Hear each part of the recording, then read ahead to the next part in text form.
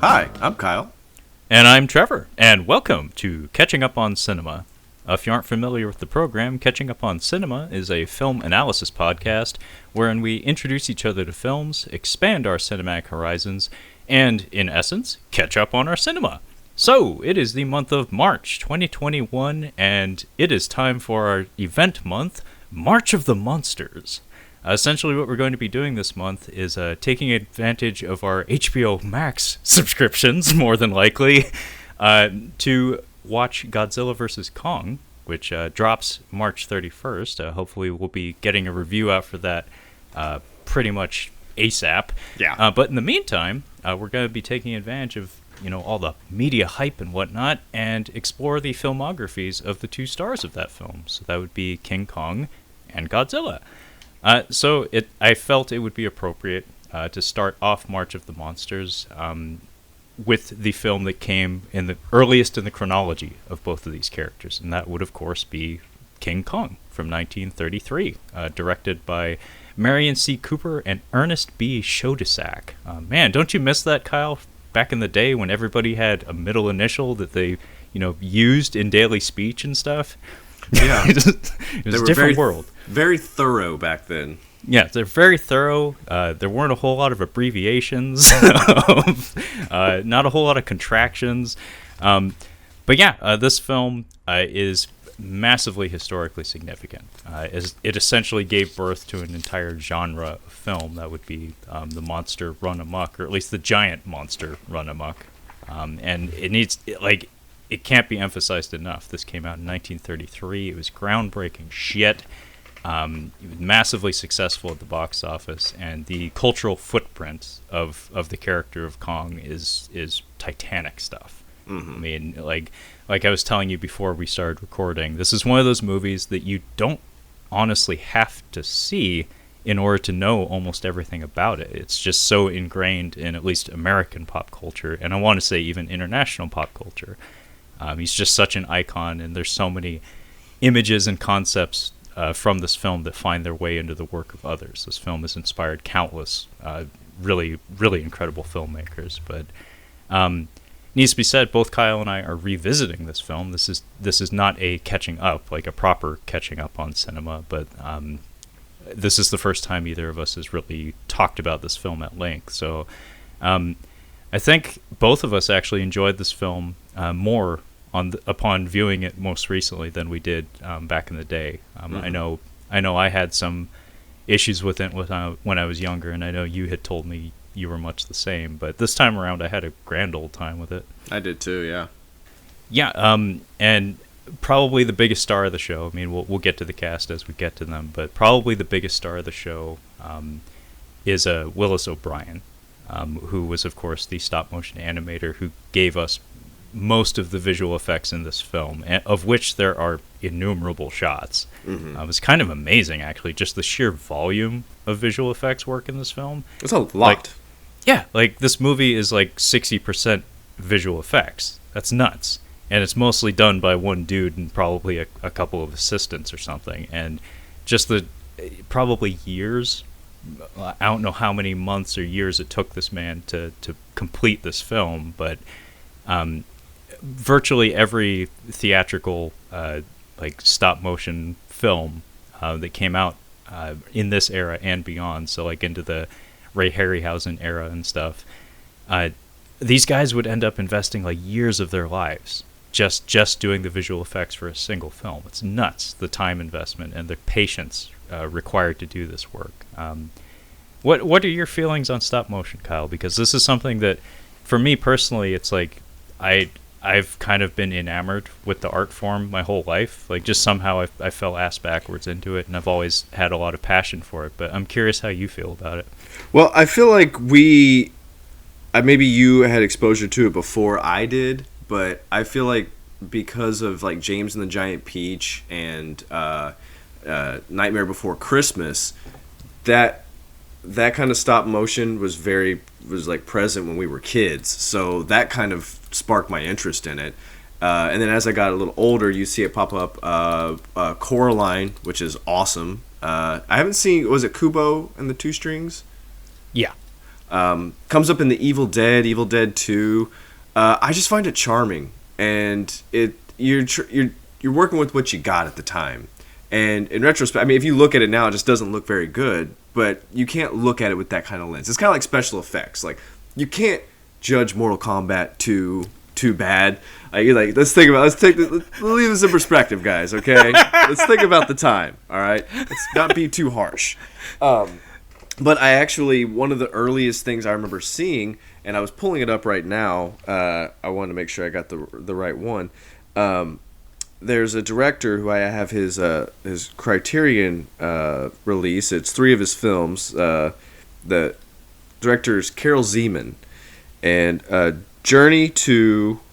I didn't know what the name of the movie was for the longest time. It's A Journey to the Beginning of Time, and it is. I haven't even got to rewatch it yet, but I saw it when I was very, very young, and it's a lot of stop motion, and it's dinosaurs. And I just recently found it, and I'm excited to revisit it. But I think that was probably the first thing I ever saw was Carol Zeman. And like I said, I just find it very charming. And the amount of time and effort that goes into it, like I can't even imagine what it's like.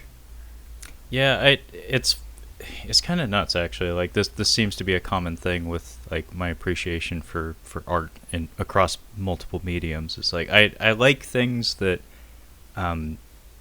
the end product is representative of how much effort you put into it, where it's like sometimes like talent and things of that nature aren't the most important thing. Sometimes it's more just like a measure of like just how much of yourself you're willing to put into something, and stop motion can offer that.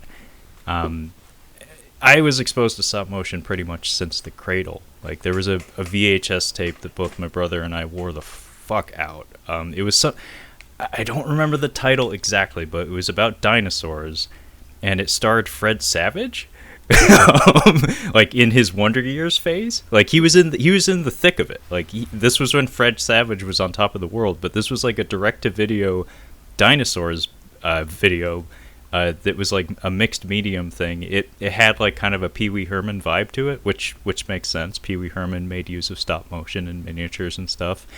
But it made extensive use of claymation, so like specifically stop motion using the manipulation of like clay figures and stuff. Dinosaurs. It was just called Dinosaurs with an exclamation point. Okay, yeah, that was it. That's totally it then. That's why I remember. And it featured a whole bunch of claymation, and I always remember like being like really impressed with the way that looked. It had a really fun vibe. I think stop motion and claymation just universally work for kids in particular. I was gonna say Celebrity Deathmatch was another one of those things. Yes, absolutely. Yeah, Loved in terms it. of claymation, that was a big one for mainstream audiences because I don't know how many episodes of that they produced, but I think maybe 2 seasons worth. Like it wasn't a very long running show. It went long enough to get a PS2 game, I'll tell you that much. Oh shit, I did not know that.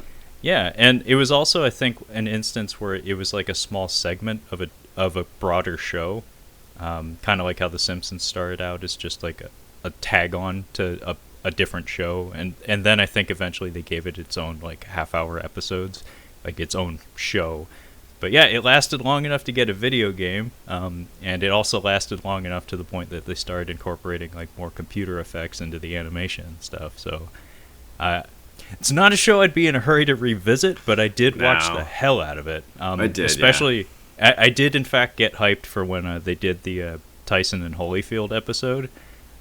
That just tells you how big that event was, not just for the boxing world, but for just pop culture in general. Like Celebrity Deathmatch did a rendition of that, and it was pretty fucking fun. I'd say Robot Chicken also. I've seen quite a bit of Robot Chicken, and it's still really funny. Like when little clips pop up, I usually really enjoy them. Oh yeah, Robot Chicken is wonderful stuff. I mean, the animation even, like, it's not, like, on a technical level the most advanced shit you'll ever see, but the amount of personality they put into, like, the movements and the body language of their figures, like, they have talented people working on that. They do, and, yeah. Like you said, it's a charming format. Like, there's something about seeing it and, like, with that, it's not like computer animation where, like, there was like kind of a mystical quality when you were first seeing it where you're like, I have no fucking clue how this is done. Whereas like stop motion, even from an early age, like pretty clear about what you're Yeah. seeing. Like I actually taught myself how to do stop motion. Like I never did research into how to do it. I just knew how because I did flip books when I was a kid. I used to like draw in the corner of my notebook and then make a flip book I used during to do that school too. and stuff. Yeah, we all did. Yeah. And so you take that same principle and you apply it to like I had an Ian Malcolm The Lost World action figure that I nicknamed Pimp Master. That was and I used to Was he like crazy buff? Like not even to like Jeff Goldblum standards. Like he just like crazy built. Yeah, he was pretty buff. He had the cowboy boots. He had the leather cowboy boots, and he had driving gloves. And he's every version of that figure except for like one that had like a chemical spray backpack or something. Every version of Ian Malcolm that you could buy as a kid had sunglasses, like just permanently molded into his head. So he was, and he had like the Elvis do, like he had the pompadour thing going.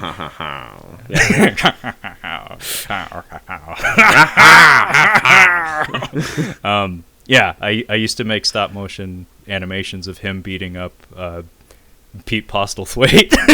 Damn, I would take Pete Postlethwaite in that. So would I. Most of the time, Ian Malcolm would defeat him. Jeff Goldblum, rather, would defeat him by running him over with his Mercedes. Yeah, I can see that.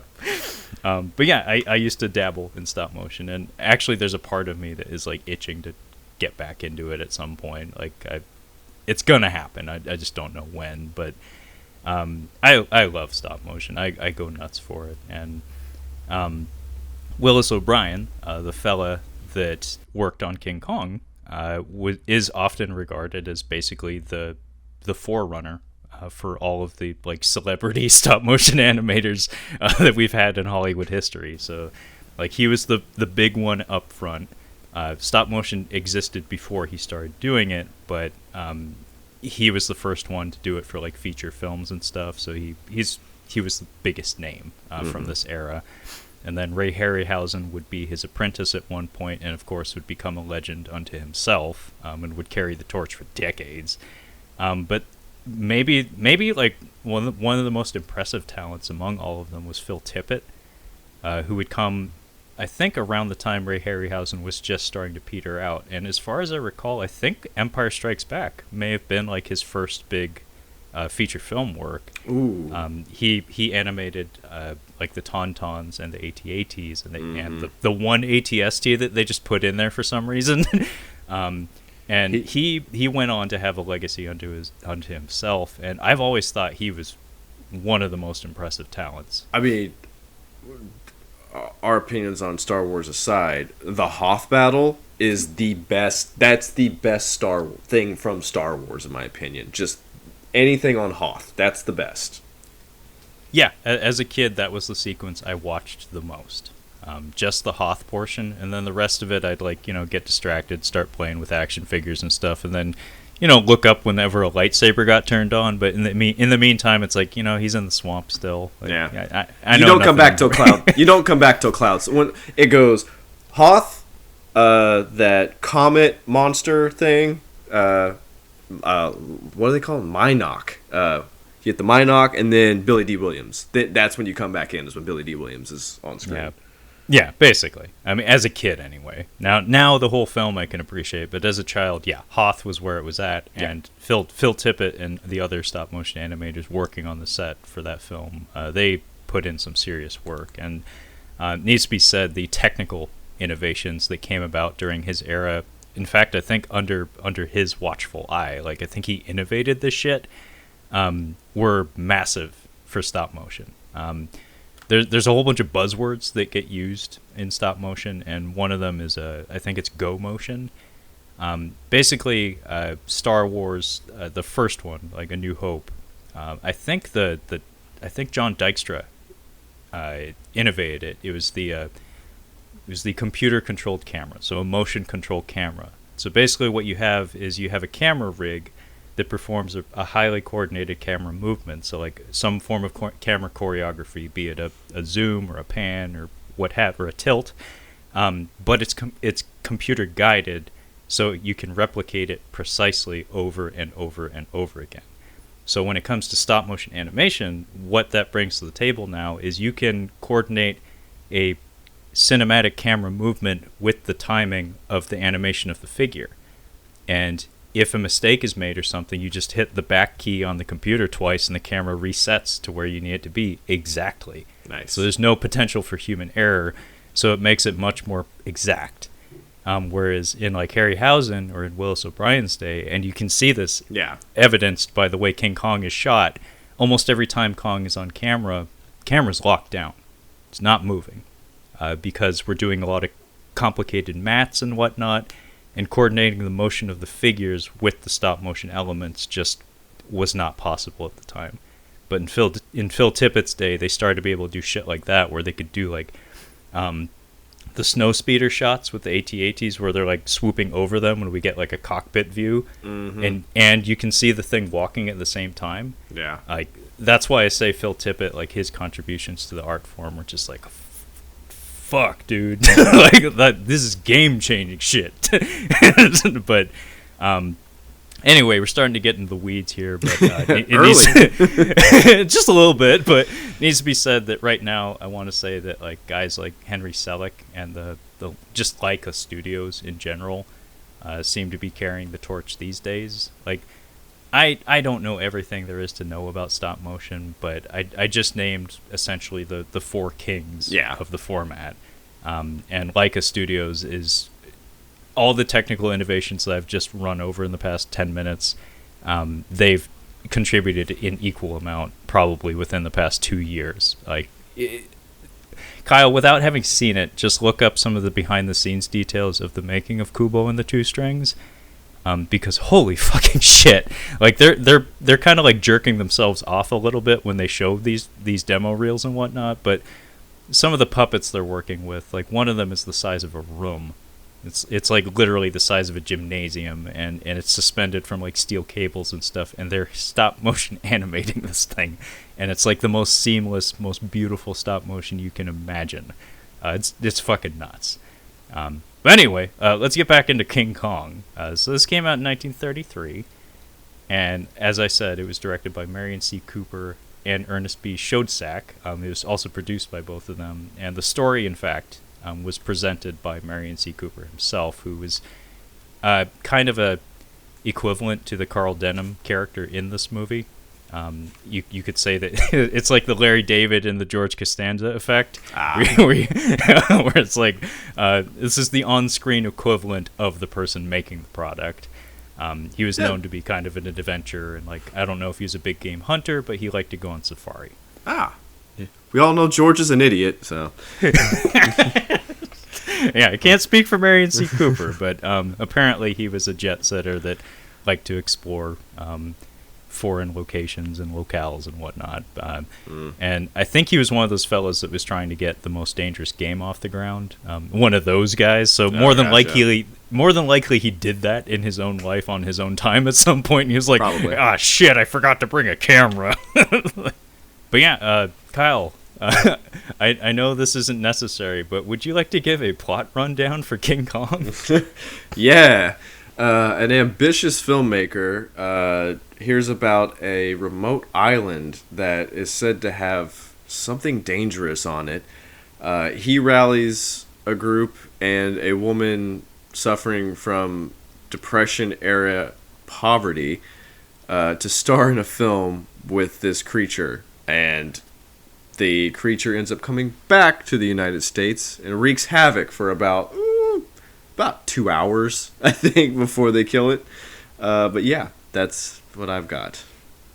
Yeah, no, like I said, it's not necessary because, like I said, it's King Kong. More than likely, y'all know the story. But yeah, that's essentially what it is, although it is interesting that when they're headed to the island, they're not actually sure what they're getting over there. It's like, Mr. Denham, I'm pretty sure that's not how movies are made. You don't just bring a camera to the other side of the world and start shooting stuff and hope that you can throw it together in post. Even George Lucas wasn't that brazen. But yeah, we'll fix it in post. It's no big deal. Jar Jar will come together. Trust me. That's a Werner Herzog move. That's what Werner Herzog would do. He's like, I'm going to this remote island. We're going to find maybe something is there. That's something Herzog would do. We're going to pile into the boat and sail to the other side of the world and find a giant ape. yeah, that's exactly what Herzog would do. And I mean, obviously, Klaus Kinski would be there for some reason, screaming at people, chain smoking. You know, the usual. Klaus Kinski versus a giant gorilla. Who wins? I'm surprised that Herzog never tried to do. That seems like something he would try to do. I can see him trying to do a King Kong movie, just to do on location kind of stuff. Well, I mean, the man has a extraordinarily varied filmography. Yeah. He's up to accepting challenges. I mean, as evidenced by him eating a shoe. but yeah, actually, I mean, the man has made remakes before, Nosferatu. Mm-hmm. Like, he has that on his filmography, so he's not above revisiting the classics. Like, that's not something that's beyond him. So, you know, maybe if the right person asked, he would have. I want to go back and watch Port of New Orleans, The Bad Lieutenant. It's been a while since I've seen it. I want to revisit it. Oh, Kyle, I just started re-upping. Well, actually, I just started getting back in the habit of uploading our episodes to YouTube, and I actually just uploaded that one, so you can find that on the YouTube channel now. It's a fun one. And I listened to a few minutes of it, and it was like a stroll down memory lane. Like, I had a grand old time listening to that. But yeah, our principal players in this film consist of, it's mostly like a power triangle of characters. Yeah. There's mostly 3 major players, and then Kong, who actually probably gets the most screen time. He does, yes. Which is fucking awesome. So we have Fay Wray. And by the way, I really love the character names. Like, something about these character names, like, I don't know if it was the time or something, or just like spot on writing or something, but these character names are immensely memorable. Like, they're really easy, and they snap off the tongue. They're fun, and they're really memorable. Like, they just stick with you. So we have Fay Wray as Anne Darrow. Like I said, pretty fucking cool name. We have Robert Armstrong as Carl Denham, so that would be our filmmaker. And then we have Bruce Cabot as John Jack Driscoll, who is barely a character. And Kyle, you had a good description of his physique, like his visual presence on film. Yeah, he's just tall with a chin. Like, he's not even good looking. He just has a strong jaw, and he's not a good. He's kind of fugly. Like, he's not. I like. Yeah. Well, there's trivia, IMDb trivia. It said that when the director approached Fay Wray saying that you're gonna star next to the biggest dark-haired guy in Hollywood at the time, or in Hollywood, and she thought it was gonna be Clark Gable, but it was, you know, King Kong. So yeah, like, why couldn't they get a handsome dude for this movie? Well, I mean, this movie is like 60% visual effects, and I'm sure that costs money. And, you know, you gotta cut costs every now and again. It may as well be downgrade from the very, very handsome Clark Gable to the not as handsome Bruce Cabot. What if Errol Flynn was the lead? Ooh.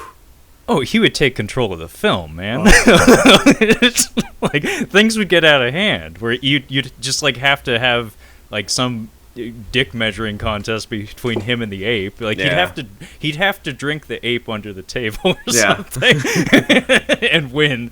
Yeah. That's how they would get him onto the ship. Instead of the smoke bombs, he'd just be like, "Hey, gorilla!" Yeah, but I feel like he'd be like Jack Sparrow, like, no, don't give him the rum, like, don't. Daddy gets the shakes. It would be an outtake, but they'd leave it in the film. It's like, it's just a prop, Errol. Like, don't worry. Don't worry. You've got a barrel of liquor on the ship. You're gonna be fine, bro. Stop touching my wife. Yeah, I'm sure he did that a lot on the set. Yeah. But yeah, Bruce Cabot is I don't even know if he's a very good actor, because I caught some moments here and there where I was like, I don't think he knows what he's doing. Was anybody a good actor at this time? Like, honestly, like, what we would measure as an actor today is not what... For the time, yeah, he's doing totally fine. I don't think he's doing that bad. Yeah, I mean, acting was a different art form altogether. One thing that you said before we started recording that is very important to keep in the back of your mind when you're watching this film is that filmmaking had existed for exactly 5 minutes. Yeah. By the time we got to this film. So with words, like films with words had existed for what, 10 years maybe? Yeah, if talkies hadn't been around that long. So virtually everything you're seeing, just the art form itself, the medium of film is a form of visual effect to a lot of folks watching it. And this also translates to like the acting though, where because it was such a young format, a lot of actors were not only transitioning away from silent films, but B, they were also transitioning away from more than likely the stage, which is an altogether different style of acting. And it results in a lot of performances often being very big. Yeah. And often being very confused as to like how to play best to the camera and such. It's never like glaring, like nobody looks like they're doing a straight up bad job in this movie. It's just, it's a different style of presentation that feels artificial in a way that we've trended extraordinarily far away from, especially in this day and age where like reality seems to always be the aim. Yeah. Where it's like we're trying to make movies, but we're not letting people think of them as movies. It's like, well, what's the fucking point? Well, Terry Gilliam does not subscribe to that, but yes, I know what you mean. I was actually watching a clip from the Dick Cavett show, which, by the way, he's one of the worst interviewers I've ever seen. He's awful. Watch some of his clips. He's terrible, compared to other late night hosts. He's awful. He mumbles. He doesn't know what he's asking. Like he'll ask a question, and the person's like, "What? What are you asking?" But Ian McKellen was on there, a young Ian McKellen, and he was talking about the difference between acting in the theater and acting on film, which I thought was really interesting. It's like a 6-minute clip, but it's worth noting. One of the things he says is that when you're on stage, you have to be mindful of every part of your body because the audience can see every part of your body. So you can't be like twiddling your thumbs or doing something weird with your feet. You have to have total presence, as opposed to film where you can get away with some stuff. Yeah, no, that's really important to note because playing to the camera is a really important thing. And my favorite thing, like aside from apparently stop motion being, as I just prattled on and on about for a half hour, often involves like stunt work and stuff like that. And oftentimes the way you best sell something to the camera in like fighting or stunt work is to do everything contrary to how you would expect it to play out in real life. Where it's like, wow, lenses and lights, there's a lot of magic tricks that happen on the set that we, the audience, often aren't privy to. But yeah, that is really important to note that like from a performance standpoint, it's a totally different beast. Whereas like sometimes when you're doing just like a close-up shot of one angle of your face or something, like you said, you could be like counting your quarters, like, oh shit, do I have bus fare to get home? Like, while you're doing like a dramatic facial expression or something over and over and over again because it's a fucking film. There were no cell phones in 1963. I'm head to toe legit. But yeah, this film is preceded by an overture. So, funny enough, the first 5 minutes of this film are nothing but just like an orchestra warming up, essentially. Yeah, and so like right off the bat, I was telling Kyle, it's like, oh shit, I get to shave 5 minutes off of the runtime for this bitch? Awesome. Shave that shit, yeah. Good stuff. So yeah, nothing happens in the first like 4 minutes. We just get nothing happens for the first 26 minutes of this film. Hey! There's some like loose characterization that happens. So one thing that I told Kyle before we started recording was inevitably going to come up as we talk about this 1933 version of King Kong is Peter Jackson's 2005, I believe, version, also titled King Kong. 2003? I think it's 2003. I could be wrong, but keep going. God damn, that's early. Like, those special effects look fantastic then, because they still hold up for the most part, aside from some of the green screen. Holy shit, that dinosaur stampede.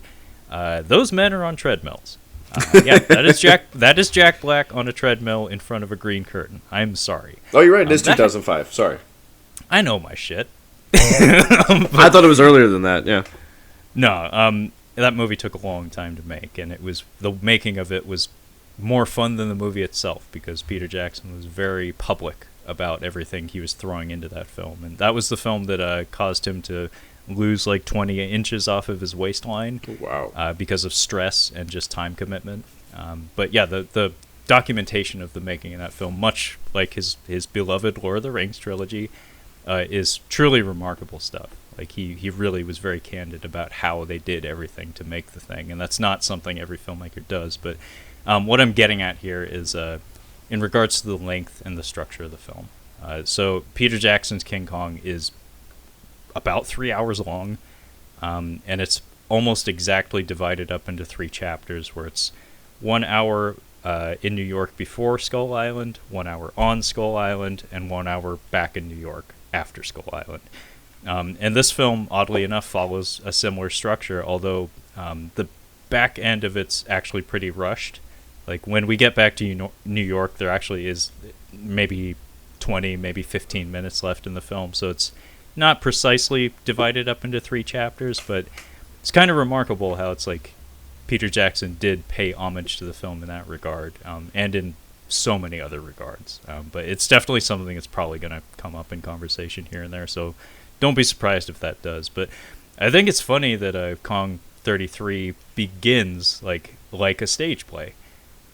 So we have our overture, which may as well be like a theater experience, like a theater experience, yeah. Where you have the overture playing, you have the orchestra warming up, and then just like curtains.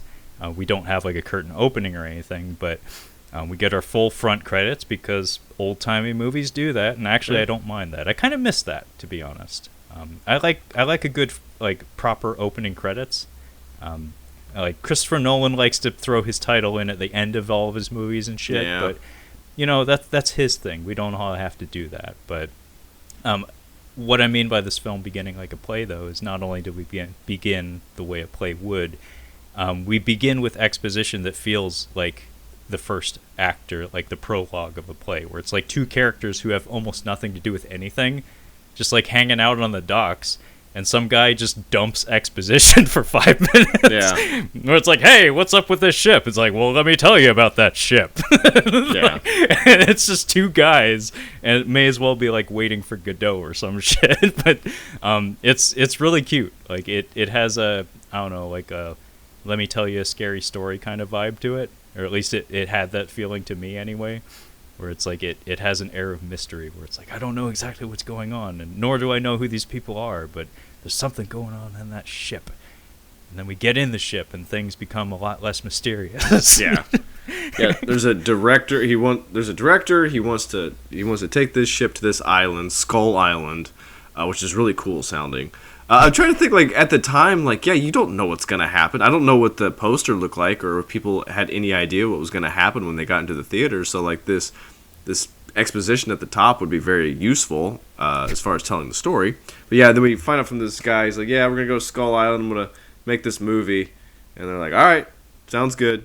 Should probably get a lead actress. And he's like, yeah, I'll do that. Yeah, so the fella that was inquiring about the ship is apparently like a casting agent or director of his own right, who's going to meet this Carl Denham fella on the ship. So they've chartered this ship to take them to some location. It needs to be said, somehow he did all this. He organized like a few dozen armed sailors and a whole big old ship without actually telling them where they're going. But you like, he doesn't disclose that until they're at sea. You were paying attention to this part? Yes, Kyle, I was paying attention at this part. Dude, I was on my phone until we got on the ship, basically. Like, I was just like, yep, okay, he's meeting her. Like, all right, now we're on the ship. Okay, now we're getting close. So yeah, Jesus, Kyle. Well, I mean, come on. Like, what are we here for? Are we here for the story, or are we here for the stop motion? We're here for the big damn gorilla. I'm like, this is inconsequential. Yeah, I mean, you're not wrong, but I'll still relay some details to you. So if you just want to be silent and catch up with me, I was like, if you wrote all this down, good for you. Like, I didn't write shit down, Kyle. I didn't write shit down, but yeah, we're in the ship and we get introduced to a whole bunch of characters here. So we get introduced to Denham, and he's the film director, obviously, and we have this quandary where this casting director is here to report that, like, hey, so that gal that you wanted me to recruit for your picture, your moving picture there, didn't get one. And it's a problem because you won't tell anyone where this ship is headed. And, even in these economically strained times, a lot of gals aren't exactly terribly enthused about the idea of hopping on a mysterious ship full of sailors, armed sailors, off to a voyage to nowhere. So basically, we have a situation where a director is hoping to go to an exotic location somewhere around Southeast Asia to film some stuff, but he doesn't have a leading lady. So this is a problem for a filmmaker. We also get introduced to the captain, who, much like a few other characters, including Denham, who is the main character of it, are featured in the sequel Son of Kong. I like the captain. He has a nice demeanor to him. He has that like old man air of respectability. And then we also get introduced to Jack. He's like the first mate, and his booming man voice that like he is always at this register. He kind of has like a proto Harrison Ford vibe to him, but without any charisma. There's a moment here where like Jack attempts to like get in on a joke or something. He's like, yeah, you told him, and you can tell it's like an actor's moment where it's like that was written verbatim in the script, and he's just doing it because he's not putting any of himself into the delivery of the line. It's just like, well, it's in the script. It's like, you really told him, boss. It's like, okay, Jack, fuck off. But yeah, Denham takes to the streets, and he comes across like a bread line, essentially. And it's like, not only is it like a bread line, it's specifically like for a women's shelter. Yeah. And Kyle, you were telling me some stuff about like the era in which this film was released that probably makes some more sense of these visuals we're seeing here. Yeah, this is filmed right at the end of the Great Depression. Like, it had just kind of finished. I'm sure tons of people were still feeling the effects of it. But yeah, this was probably filmed during that, I mean, right then, like when it was still happening. So it's relevant. So yeah, he's at like a little kiosk, little stand where you can get apples. I guess you could do that, but we have like gum and like candy bars now at these little things where you get newspapers. But there's a lady who just kind of, or there's a figure that just kind of like shuffles up to the thing and looks like she's about to steal an apple, and this dude is about to Aladdin chop her hand off for trying to take an apple. It's the same thing in Aladdin, dude. Yeah, this is almost exactly the opening of Aladdin, yeah. When Princess Jasmine meets Aladdin. Yeah, and yeah, he jumps out from behind that counter so fucking fast. Dude, it was insane. As I said before about Chris Farley, nothing that large should move that fast. No. Yeah, it's the kind of thing where I think maybe he's used to this, like maybe this has happened frequently or something, because what I think is really funny about it is this is Ann Darrow, by the way, but we haven't seen her face yet. No. So it's like a lithe female figure with a hat, because 1930s, and she's just like putting her fingers on an apple. She's like doing what you would do casually at a supermarket, like turning an apple over, making sure there's no wormholes in it and stuff. And the minute, the second she touches it, this motherfucker's like, "No, you die!" Yeah, immediately. You know what's funny? I was thinking about this. I learned in a nutrition class I took in college that bacon and eggs wasn't a part of the American diet until a guy who made bacon went to an advertising agency and said, "Listen, I'm not selling any bacon, so I need you guys to find a way to sell bacon. So that traditional American breakfast of bacon and eggs was actually from an advertisement. It was never a part of like American diets. Like it was made up. So and that was probably late 40s, early 50s when that came around. So I'm like, what did people eat back then? Like what was normal? Because the next scene is him taking her to a restaurant, and I'm like, what did people even eat in the 30s? I don't even know. What was it? I don't know, but you've sparked my interest. I'm gonna have to look that up because I have the same question. And yeah, I don't think like it's hard for me to imagine like pork bellies being in like ready supply all throughout American history. It would probably be a little bit of a luxury item earlier in the country's history. But yeah, I don't know what like a typical American breakfast would have been in the 1930s. So I'll have to look that up. Breakfast, I think, was like bran, like oatmeal. I think that was kind of what it was, like some kind of grain like that, maybe barley or something.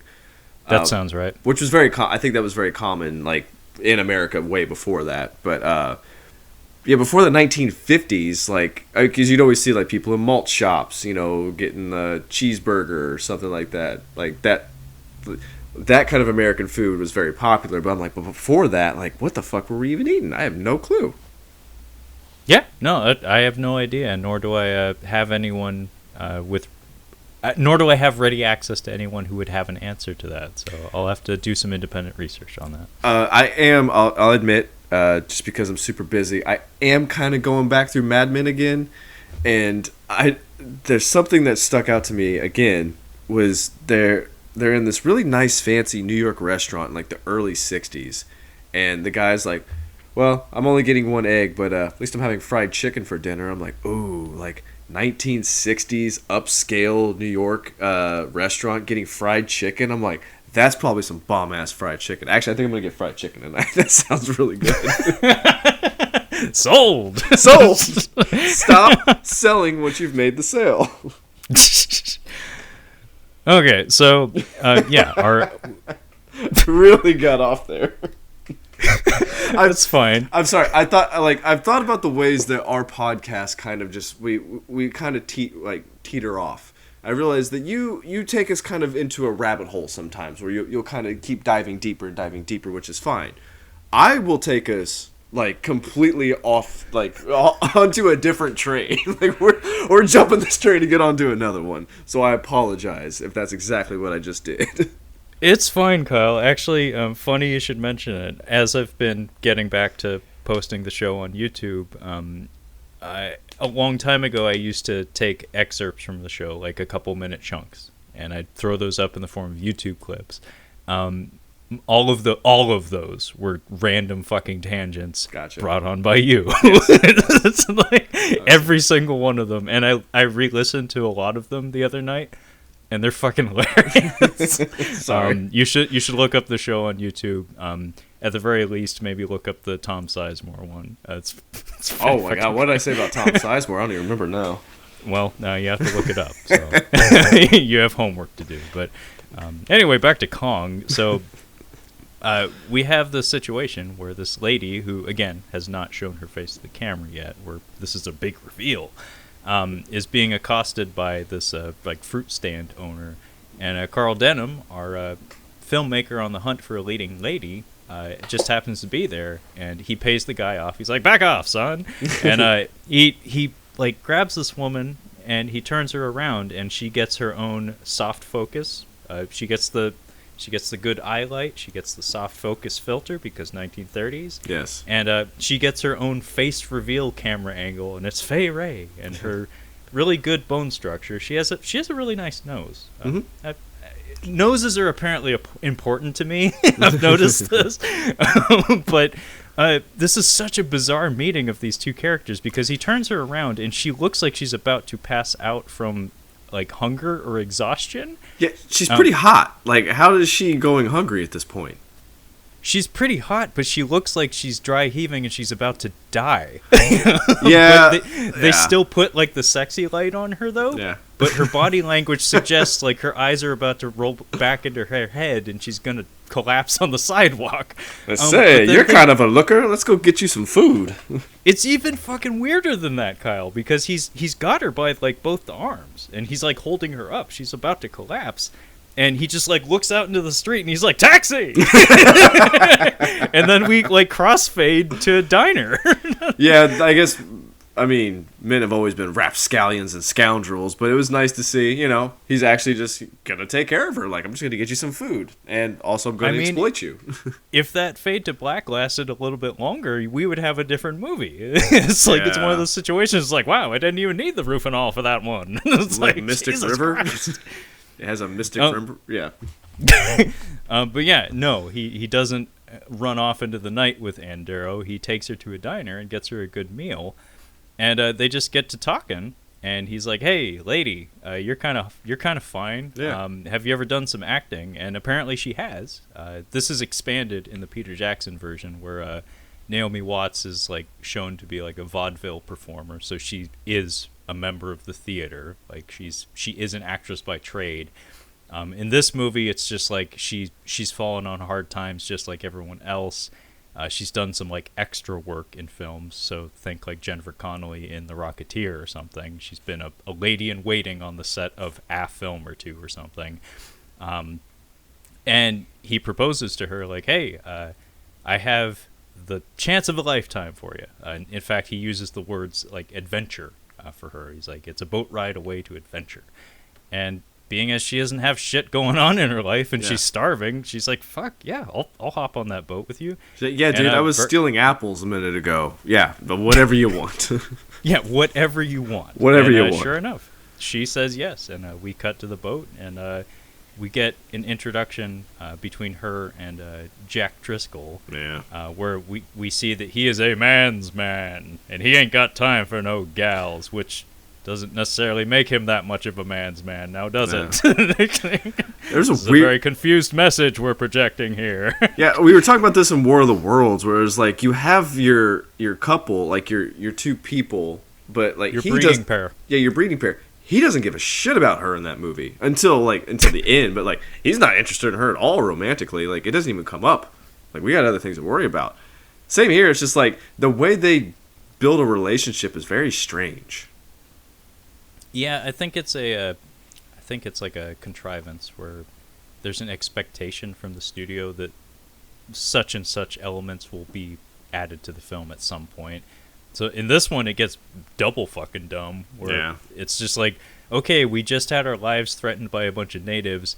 It's the night after, and Jack just says, "I think I love you, woman."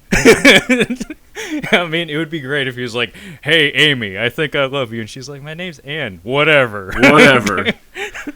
There's a moment like that in Spartacus, the Kirk Douglas film. He saves one of the hotties during the slave revolt. And then they're just like talking by a brook, and she's like, "Oh, Spartacus, I love you." And even as a kid, I'm like, "Huh? You just met him." Yeah, it was a different era of film, and like you've always told me, that was like Kubrick's studio film. Yeah. So more than likely, he had to take his licks and whatnot. I don't know how true this is, but my dad always had a funny story about Spartacus. Like I saw parts of that movie. I never finished it. But it's fine. He always told me that during the I Am Spartacus scene, like he the way he would tell me the way the movie worked was like, there's one guy that stands up and has like a Brooklyn accent. He's like, "Hey, I'm Spartacus." It's like, where the fuck did that guy come from? Dude. Like what set did he walk in from? Do you know where you're at? Honestly, it's a top heavy movie. Like it's kind of like Full Metal Jacket, where it's like the first part is a lot of fun, like you're really enjoying it, and then the second half you're just like, I kind of just don't give a shit now. Yeah, I only saw the opening portions of it, and thankfully that some of that involved Kirk Douglas doing some gladiator stuff. And I was as a young person, I was like, that's not bad. I don't mind that. And some Olivier. Yeah. See, I don't even think I got there, to be honest. He was. It doesn't matter. Whatever. So what happens before we meet the locals? What did you say? Southeast Asia? They say it's somewhere near Sumatra, which would be Indonesia, which would be like Southeast Asia. They might be a little bit off with their geography, but that's fine. Yeah. I mean, they're not entirely sure what they're doing. I don't think anyone really cared when it came to representation in 1933 King Kong. I mean, is it bad? Like, I feel like this didn't age as poorly as I thought it could, if you know what I mean.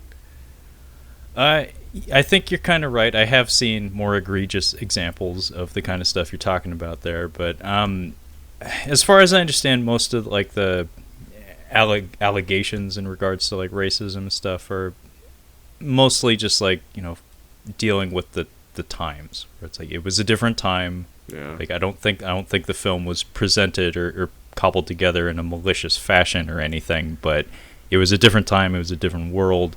But yeah, I will say that parts of this are a lot more digestible than some other stuff I've seen, honestly. Like, you could argue that 20,000 Leagues Under the Sea is just as bad, and that's a fucking Disney movie from the 50s. Yeah. I don't think it's any better or worse than that, is what I'll say. Well, my butthole puckered up because I'd forgotten about this sequence. I'm like, oh no. But then I was watching, I'm like, you know what? It didn't seem like it was too bad. But yeah, we meet the locals. I do like how this happens. But by the way, I wish that this movie just stayed on this island. I don't know how you feel about that. Like, I feel like once we're on the island and going through and trying to find her, I'm like, it's so much fun. And I wish we could have just kind of spaced this out a little bit more and stayed on the island. Well, it needs to be said, folks at home, we never did a review for it, but both Kyle and I happen to like Kong Skull Island. Mm-hmm. The 2017 King Kong film, and what do you know? The structure of that film is pretty much exactly what you're talking about. Yeah. There's a reason Skull Island's in the title, because that's mostly what that film is. But also, it needs to be said, folks at home, you can tell Kyle did not give a shit about the first half hour of this film, because he skipped about 20 minutes of screen. Dude, they're just I don't give a shit. I don't give a shit what you're talking about. Are you gonna? I'm not about to roll it back. I'm just telling it like it is. You literally jumped like 20 minutes. I literally have in my notes. It says back end of the Great Depression, 26 minutes of chit chat. Meet the locals. Those are my first 3 notes. Okay, well that's where we're going from. So they do find Skull Island. So it needs to be said we aren't actually told where we're headed. We just go out to sea with a whole bunch of rifles and explosives, loaded for bear.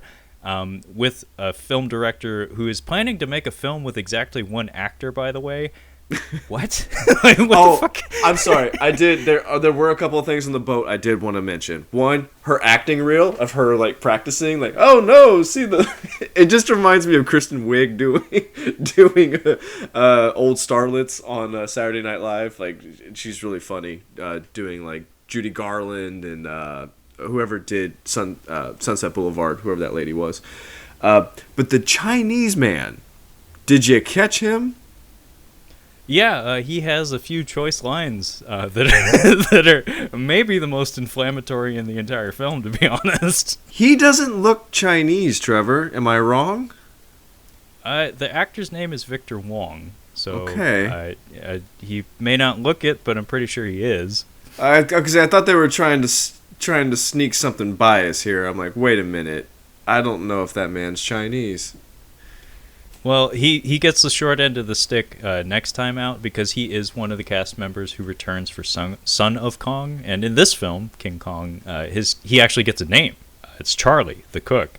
But in Son of Kong, in the sequel, as far as I remember, his on-screen title is Chinese Cook. Jesus. Yeah, Jesus is right. Fuck. But yeah, he has some choice lines in this film that are like, oh fuck, like that, like different time. Just keep that in your mind as you're watching this. Different fucking time.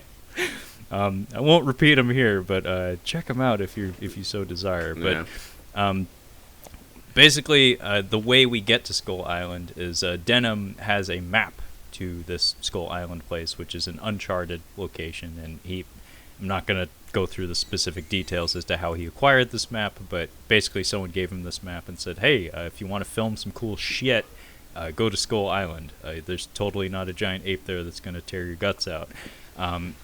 And this comes up in the sequel, as far as I remember, in Son of Kong, where I think we actually meet the fella, and he becomes the antagonist, the guy who gave him the map. But that's neither here nor there. So we finally arrive at Skull Island, and we have to penetrate this fog wall, which in other Kong films becomes like a threat unto itself. Like in Skull Island, it's like a really big problem. Like we can only get there. We can actually only penetrate the storm under very specific conditions. But in this film, it's just fog. It's not a big deal. Yeah. Although there is like a reef that they exposit about, but never becomes a part of it. And I think the first stop motion effects we get in this entire film are birds. Yes. Yes. And it's kind of neat because it's like it's a what you would call like a whimsical effect, where it's like it's one of those things that they didn't need to put it there.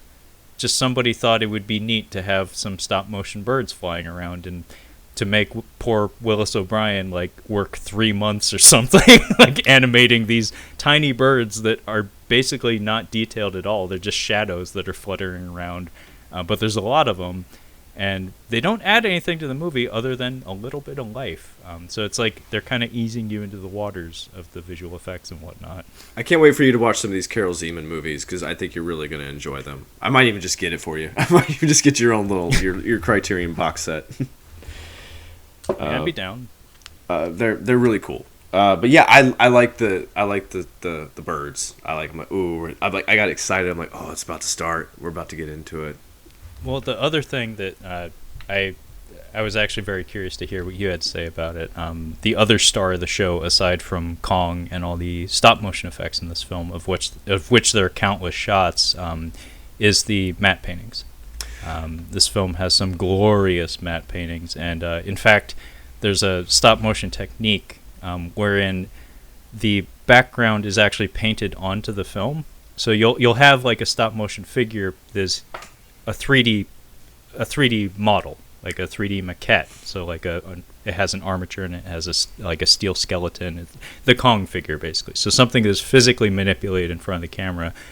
But in addition to that, there's a glass plate, like a mat, placed in front of the camera that has a matte painted on top of it. So you have these crossover of effects work, and it's just like really astounding, eye-popping stuff. But in addition to the birds, we also get the reveal of the Skull Island shoreline and the big wall in the distance, and we get to see just the sheer detail and attention to detail put into these matte paintings, which completely dominate most of the Skull Island sequences. What'd you think of them, Kyle? Because there's some spectacular ones in this movie. Honestly, I'm going to end up watching this movie again soon. I might just go ahead and get this on Blu-ray if it's available. Just because I didn't have time to really appreciate the matte paintings.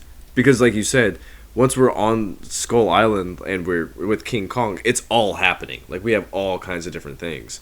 My personal favorite is the... I don't know how to describe it other than like after they kill the first dinosaur... and they're like walking by it, but they're like walking by the screen. It's just funny. But I think I'm gonna go back because I didn't get to see. There was 2 matte paintings that I really appreciated. That's when Kong is taking Anne up. I think he's got her up in this little area, or he's taking her up there. And there's like a really really big one. And then the city one at the end of the movie when the train is coming. It's like the Dick Tracy skyline matte painting was really good. Yeah, it's like Metropolis meets Dick Tracy. Really really astounding stuff. The cave, Kong's cave before he ascends. Yeah. With the bubbling water at the bottom, that one's spectacular. Yeah. But all of the jungle scenes are so lush and dense. It's kind of amazing to think that like how much artifice is on the screen, and yet it feels like a set or something. Like it feels like you're looking at a real space. It's like, no, actually most of that's just a fucking painting, and that's a fucking puppet. Yeah. It's a whole, like the whole movie, like when we're on Skull Island for the most part, is just a special effects bonanza, and it's really fucking convincing stuff aside from, you know, the herky-jerky stop-motion stuff. But even that has a charm to it, so it doesn't detract from the film or anything. But like Kyle had said, we do enter the island interior, and we come to this wall that it's presented to us in a foreboding fashion where Denham exposits to us earlier in the film about the nature of this wall and how it's meant to keep something out. It's meant to keep them alive. And we get to see this tribe of fellas and ladies that are doing some sort of ritual, and they're parading around in gorilla costumes of some sort. And it's pretty obvious to tell, like, yeah, that's a gorilla suit. It's equivalent to the Rick Baker suit from the 70s. But we approach them, so Denham brings his camera and everything. And it needs to be said that he does a screen test on the ship before we make landfall at Skull Island, and that's what Kyle was talking about earlier about Kristen Wiig and how Fay Wray's acting looks kind of like her. I really like that scene because, yeah, her acting's kind of hokey, but Jack Driscoll does actually get a decent moment in there when he grabs the captain's arm. He's like, what the fuck is he training her to react to? Because it's like training us, the viewer, like, get ready, like, there's something big coming. So it's like, I don't know, like a rehearsal for what's to come. And it does have like a legitimate sense of foreboding to it, because this movie, like the soundtrack is really oppressive at times. Like the orchestra is working overtime in this movie at times. But for that scene, like as far as I remember, there's no music playing really. It's just him giving her direction and telling her to intensify her reactions, and it culminates with her letting out her trademark Fay Wray scream. And yeah, it does like a fade to black, and Jack's like kind of shook up by it. He's like, oh, this is fucking intense. Like, but I was like, I don't know about this gal. She's weird. But we actually have an interaction with the natives because Denham tries to film them doing the ritual, and they almost immediately spot him. Yeah. I like how he's trying to hide it. Yeah, behind like 2 leaves. It's like, oh shit, they see us. Like, yeah, there's fucking 20 people behind you, man. You've got a camera. Like, obviously they're gonna see you. Yeah, no, they really suck at playing hide and seek. But this sequence is interesting because this is what Kyle and I were talking about, where it's like we've seen worse examples of this kind of thing from this era of film, where these natives approach them, and the captain can fortunately speak a tongue that's close to theirs, so they can kind of understand each other, and they actually have a civil, like, verbal exchange. Yeah. That results in hostility, but our heroes are allowed to just leave. Like, they just leave the island. No violence, nothing. They just, like, a couple of nasty expressions are thrown around, some nasty words are spoken, and then they just leave. Whereas, as far as I remember, the Dino De Laurentiis version of King Kong from the 70s, this culminates in violence, and then even worse, the Peter Jackson one turns into these natives are represented as the Urukai in the Peter Jackson version. They are fucking goblin people that are also cannibalistic and almost immediately try to tear people's heads off, and in fact do decapitate several sailors and try to eat them. Jesus. Yeah, whereas in this one, nothing. They just like, who the fuck are you? Get out, get off my lawn, and then they leave. And there's no intelligence kind of barrier. It's not like we're smarter than these people. Like I'm like, yeah, this could have been so much worse. It could have been so much worse, but no, it's like, no, we actually have diplomacy between our heroes and the natives for a while. But we do kind of, they do some sneaky shit later though. Well, yeah, no, I mean, they shoot first, and actually that's another thing. There's no retaliation on the part of the heroes. Like, they don't actually go there and start blasting people. I'm thinking Tommy Lee Jones and Batman. Blast him! I mean, yeah, it like, you would half expect that. And in fact, what I'm trying to say is you would not be surprised at all. Yeah. If after what the natives do, like, actually... Kyle was talking about this to me before we started recording about influences. One that I'll bring up that you can share with me here is so we head back to the big old boat, and it's the middle of the night, and Jack sidles up to Anne, and he's like, "Hey, I think I love you," and she's like, "But you hate women." You're okay. She's like, "But you hate women." He's like, "Yeah, but you're all right." Like, fair legit. Point. That's legit what happens. Yeah, she tells him, "But you hate women." He's like, "Shut up and kiss me," and they kiss.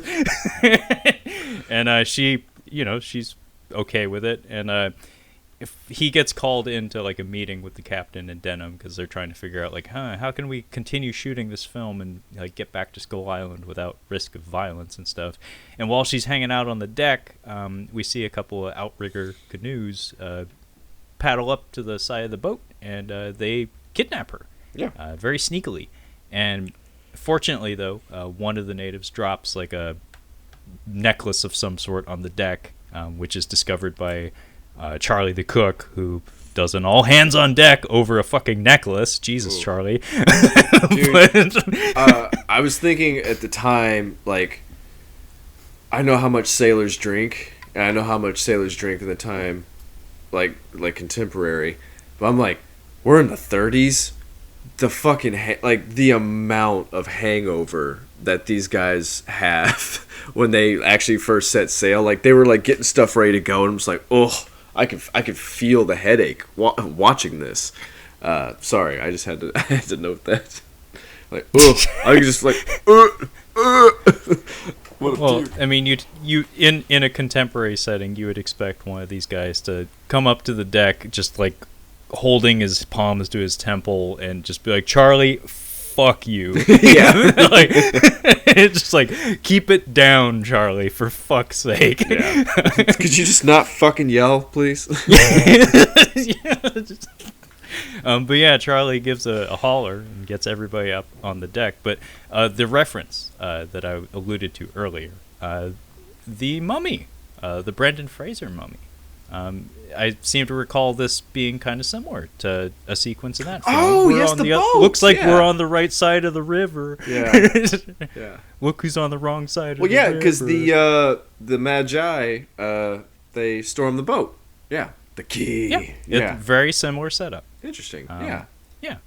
And, this is like the prototypical big jungle adventure movie. And those movies, those mummy movies, certainly have a similar bloodline to that, so I wouldn't be surprised if it was directly lifted from this film. But long story short, everybody gets wise to the fact that Anne has been swiped from the deck of the ship, so we make preparations to head to Skull Island, and then we get this like really intense sequence that made me think of Metropolis, wherein there's no dialogue, it's just all like orchestra music and tribal drums, and again the natives are carrying out some form of ritual, and Anne is like on the ground being restrained by some people, and we just have all these cuts and shots of people like doing dances and like waving torches, and the soundtrack is going fucking ballistic, and like I said, there's no dialogue for several minutes here.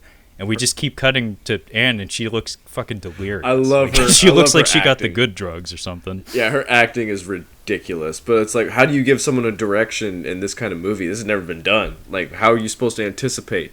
I think she would probably fight a bit more and be a bit more frustrated. But I wish there was theremin. I don't know why I thought theremin would be more fun over this sequence. Because you're about to throw in a science fiction element into the film. I don't know. I feel like theremin would have been a lot of fun. Well, I don't know how easy a theremin is to get a hold of. That's the thing. It's kind of an exotic instrument, but it needs to be said the score was done by one Max Steiner, who is not a household name, at least for me, but I've read, I can't say from experience, but I've read that his score for this film is also kind of trend-setting, in that it's very... it's composed in such a way where it matches this on-screen action very precisely, where like there's an ebb and flow to it it's very coordinated. It's kind of like John Williams in the sense where it's like it matches beat for beat what you're seeing on the screen. And in fact, there's some really really fun moments where the music really punctuates a moment where like a character will die, or like a dinosaur will get its neck broke or something, and the music will actually go dun dun. It's like in time with the action. It's really cool. Something interesting about this, I checked to see how long Fay Wray, because these old actors and actresses, usually the men die at like age 60 and the women live to be like 100. She lived to be 96, and surprisingly, a lot of the male actors ended up into their 60s or 70s even. Some of them in their 80s. In their 80s, Trevor. Like, can you believe that? Yeah, without the benefits of modern medicine, that's just like hardy folks, man. But yeah, Kyle has this running theory that these old-time Hollywood starlets just have the gift of longevity. Yeah, and seems to be dead on, man. Like I don't think you've gotten it wrong once. Either they have longevity or they died 5 minutes after the movie we watched. Like that. That's basically the two. Yeah, no middle ground. No. But anyway, we get the iconic ritual wherein they open the giant gate, which in 1933 they built a giant fucking gate. It's huge. It's pretty fucking impressive. It's real fucking tall. Yeah. And we get this really cool shot that's unfortunately, I don't know if it's marred. Like, I'm curious what your opinion is. So when they open the gate, we get this really cool push-in shot. So it's not a zoom. We're actually putting the camera on a dolly and like pushing it towards the action. But they cart Anne off towards the gate that they string her up to, and the camera's on a dolly, like I said, but it's all jittery and shit. like the camera's like jostling around, and it gives it kind of like a frenzied feel, I guess, and it matches the energy of the crowd, but at the same time it's like one of those things where it's like, couldn't you just like grease up the fucking track and like make it smooth? What was your question? Like, do you think it would be better if it was smooth, or is it fine as it is? Oh, I didn't really notice that. I didn't notice the shaking part. Okay, well, it's neither here nor there. So, anyway, this sequence is very iconic. This is one of those things that finds its way into just pop culture media, where it's been referenced countless times, where we have a young lady strung up between two pillars, and they bang a giant cymbal, like a giant gong, which the positioning of the chief, he's standing directly in front of the gong. Yeah. Like, dude, you are deaf. Like, your ears are blasted. And by the way, I noticed that this chief figure, he has some sort of prostheses or some form of makeup effects on his face. So I can see why guys like Peter Jackson adore this film. It really does have like every trick in the book. And mind you, this is 1930s. This is like, was it Lon Chaney Sr. kind of territory? This is pre what's his face, Jack, the guy that worked on like Boris Karloff, Frankenstein and stuff. So early makeup effects and stuff. But anyway, we bang the gong, and Anne's freaking the fuck out. And I think it's like 46 minutes into the film we finally get Kong. It takes a while, yeah. It takes a minute. But the rest of the movie is mostly Kong. Yeah, and I'm curious, Kyle, what did you think of his like grand entrance into cinema? Because it's the first time anyone's ever seen the fucking thing. Well, I think it would have a little bit more fun if we got like our Jurassic Park like ground shaking kind of thing, because he just kind of appears. It's not bad. I didn't really have a problem with it. Like I said, like it's 1933. Like you can only be so critical. Yeah, no, I agree with you. It would be nice to have like a little bit more build up, because you're right. He just kind of fucking appears. Yeah. Like the first shot we have of him isn't like him coming in through the tree line. I mean, technically he does, but because of the visual effects techniques that we're using here, we don't really have the means to show him like come through the trees and stuff the way you would in like a Jurassic Park or something. But he's very clearly visible behind like a mat of trees, and then he just is there, and then we get this big animatronic head where I love the facial expression on this thing. It just he's just going, hey. Those are some of my favorites. It's just we get a few things. So we have like an actual, I think it was like 18 inches, like the actual stop, like the King Kong. But then we have like these close-up shots of a face, and then we have giant hands. Like at one point, you see Fay Wray being held in hands. I like those. I like the going back between those different shots. Yeah, it's kind of curious because they don't match up very well. But again, because 1933, it doesn't detract from the film at all. Actually, it's less defensible in like the 1976 version, where they do a similar thing where they jump back and forth between giant animatronic hand and Rick Baker in a gorilla costume. it's less defensible there, where it's just something about the technology used in the era in which it was shot. It's like, it doesn't look great. But in this, it's like, oh, it's all good. It's all goofy, so it doesn't matter. It's all fun. But yeah, we get a couple of different examples of Kong here. We get initially the stop motion Kong, and he's like baring his teeth and stuff, and then we get the animatronic Kong with his derpy facial expression. And I really love the combination of special effects here, because the way they part the tree line, so we have like a plate shot of Andero struggling, and then there's a couple of physical trees that were probably on the set with her that are probably set up, like rigged in such a way where they can like split them and like drop them out of the frame. So those are actually physically in the room with her, and Kong is like superimposed behind those trees, and so the tree line parting is actually like a physical prop that the stagehands had to move in order to reveal like the rear projection shot of the gorilla. But anyway, he grabs her and he absconds with her into the jungle.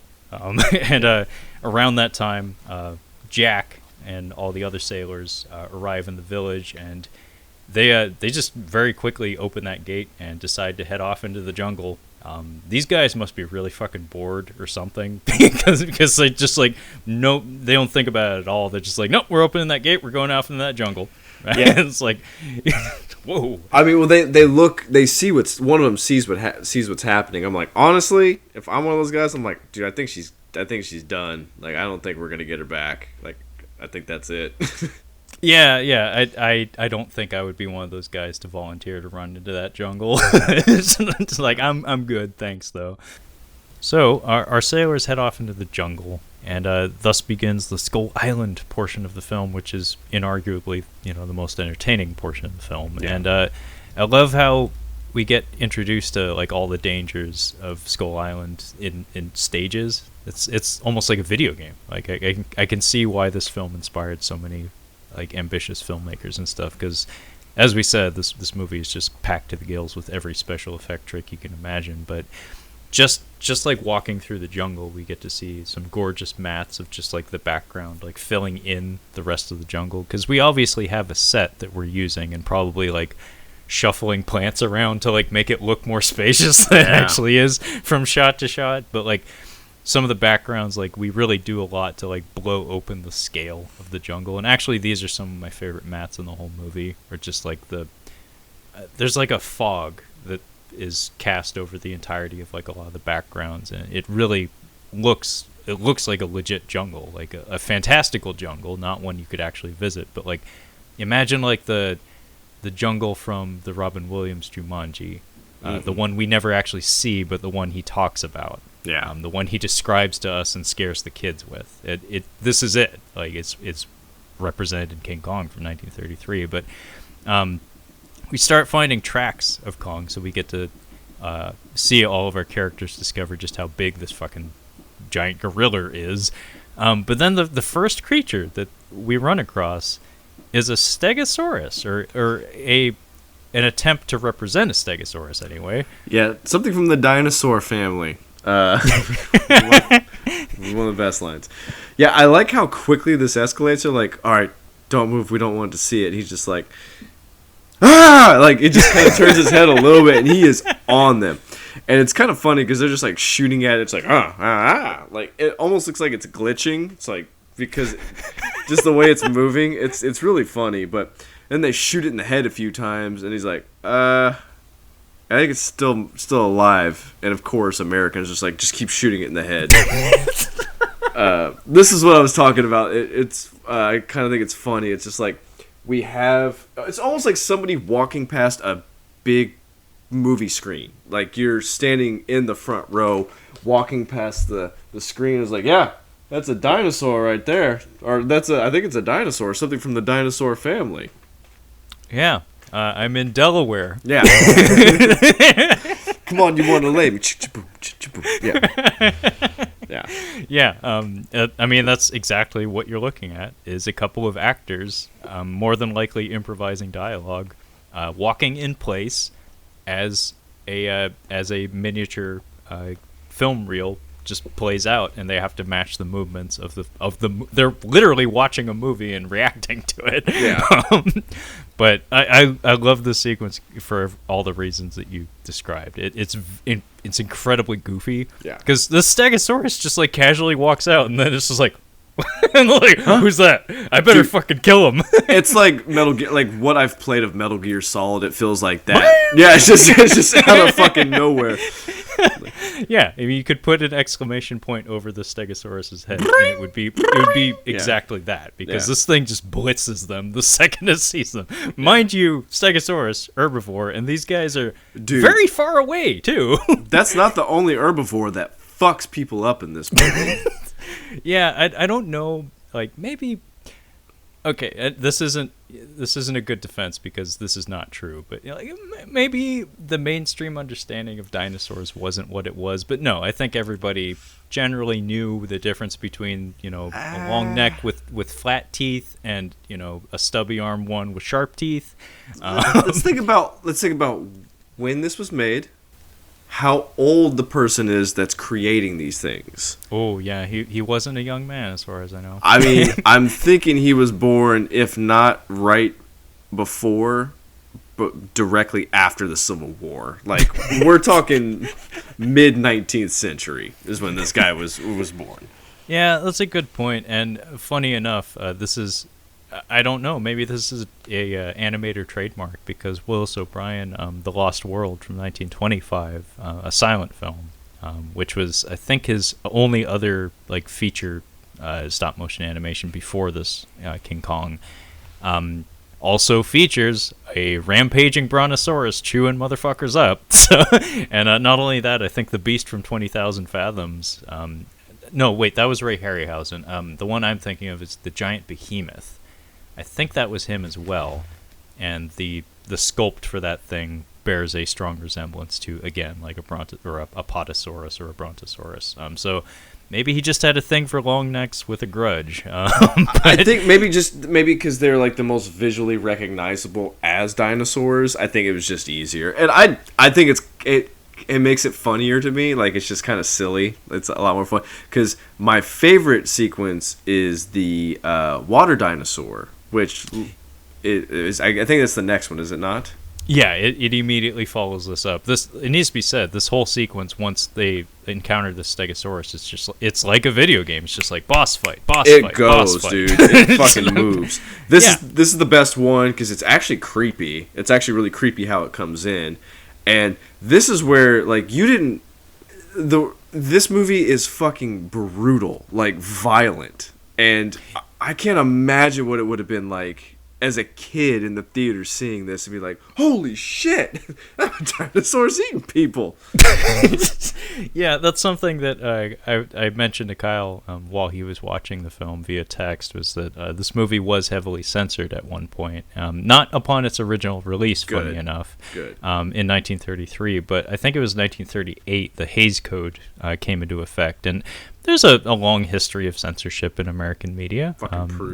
Virtually every form of art has encountered some form of pushback at some point. Like comic books had the Comics Code Authority, where a lot of material, like suggestive themes and stuff like that, couldn't be in comics, and comic authors were required to abide by it for quite a while. We had the video game censorship scandals, where to this day there's still legislatures trying to be pushed through to halt like explicit video games and stuff being produced. Yeah, good fucking luck with that. Yeah, good fucking luck, dude. Yeah. Multi-billion-dollar industry. A lot of the products of which originate in the United States. No way that's gonna happen. Do you feel in charge? I mean, that's what Activision said to Congress. We're in charge here. Do you feel in charge? Yeah, but the Hays Code was instituted in the late 1930s, and it basically crippled like the film industry. Not it didn't prevent them from making good films, but it did restrict them from putting certain images in their film. We've got cleavage in this movie. Like, I don't remember seeing cleavage in a movie this old. Yeah, actually, that's one of those shots when she's in the water. Yeah, like we see nipple. It's like, one of those things where it's like, how the fuck did that get through? we have one. I think you can see her nipples through the dress, like at some point.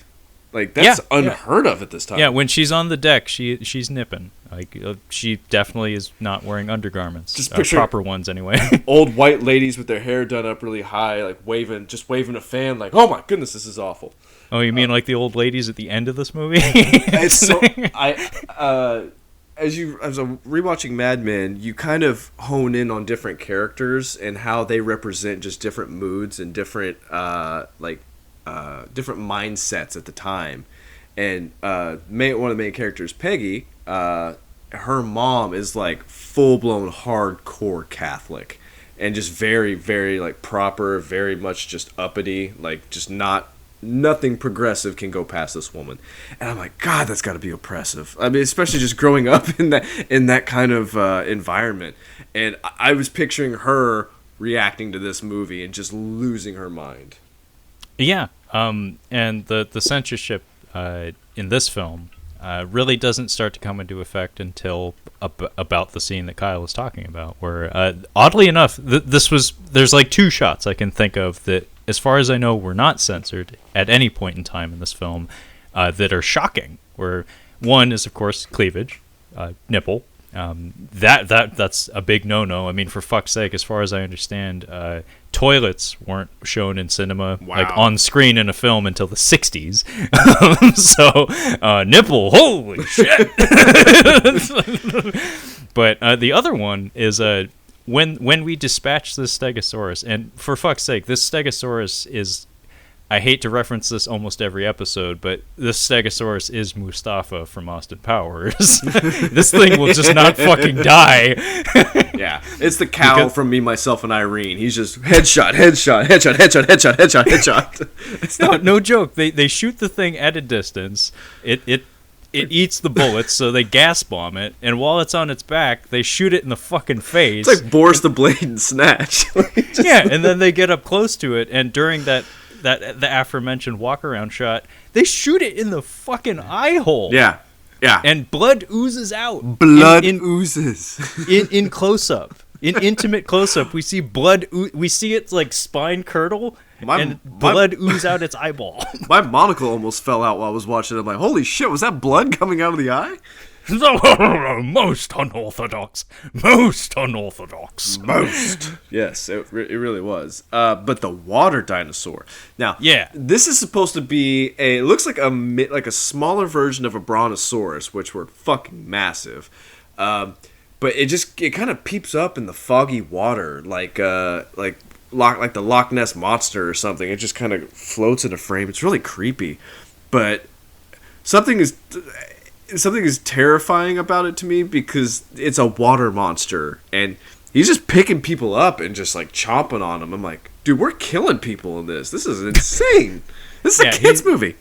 He's well, it's not. Actually. I know. It was for everybody. Thing. Yeah, but he's like playing with his food. Yeah, he's like, I love the reveal of all the monsters in this, and this seems to be maybe a animator trademark or something, because every time we get introduced to a new monster, oddly enough, with the exception of Kong, the title character, the one we're all paid to see, every time like a new dinosaur shows up in this movie, we get a glimpse of it in the distance, and then it shows up. It's again like in a video game or something, where like you'll see something fly by in the background, and it's like, oh, I'm gonna fight that thing in 20 minutes, aren't I? Mm-hmm. It's like, oh yeah, you are. Yeah. It's gonna be awesome.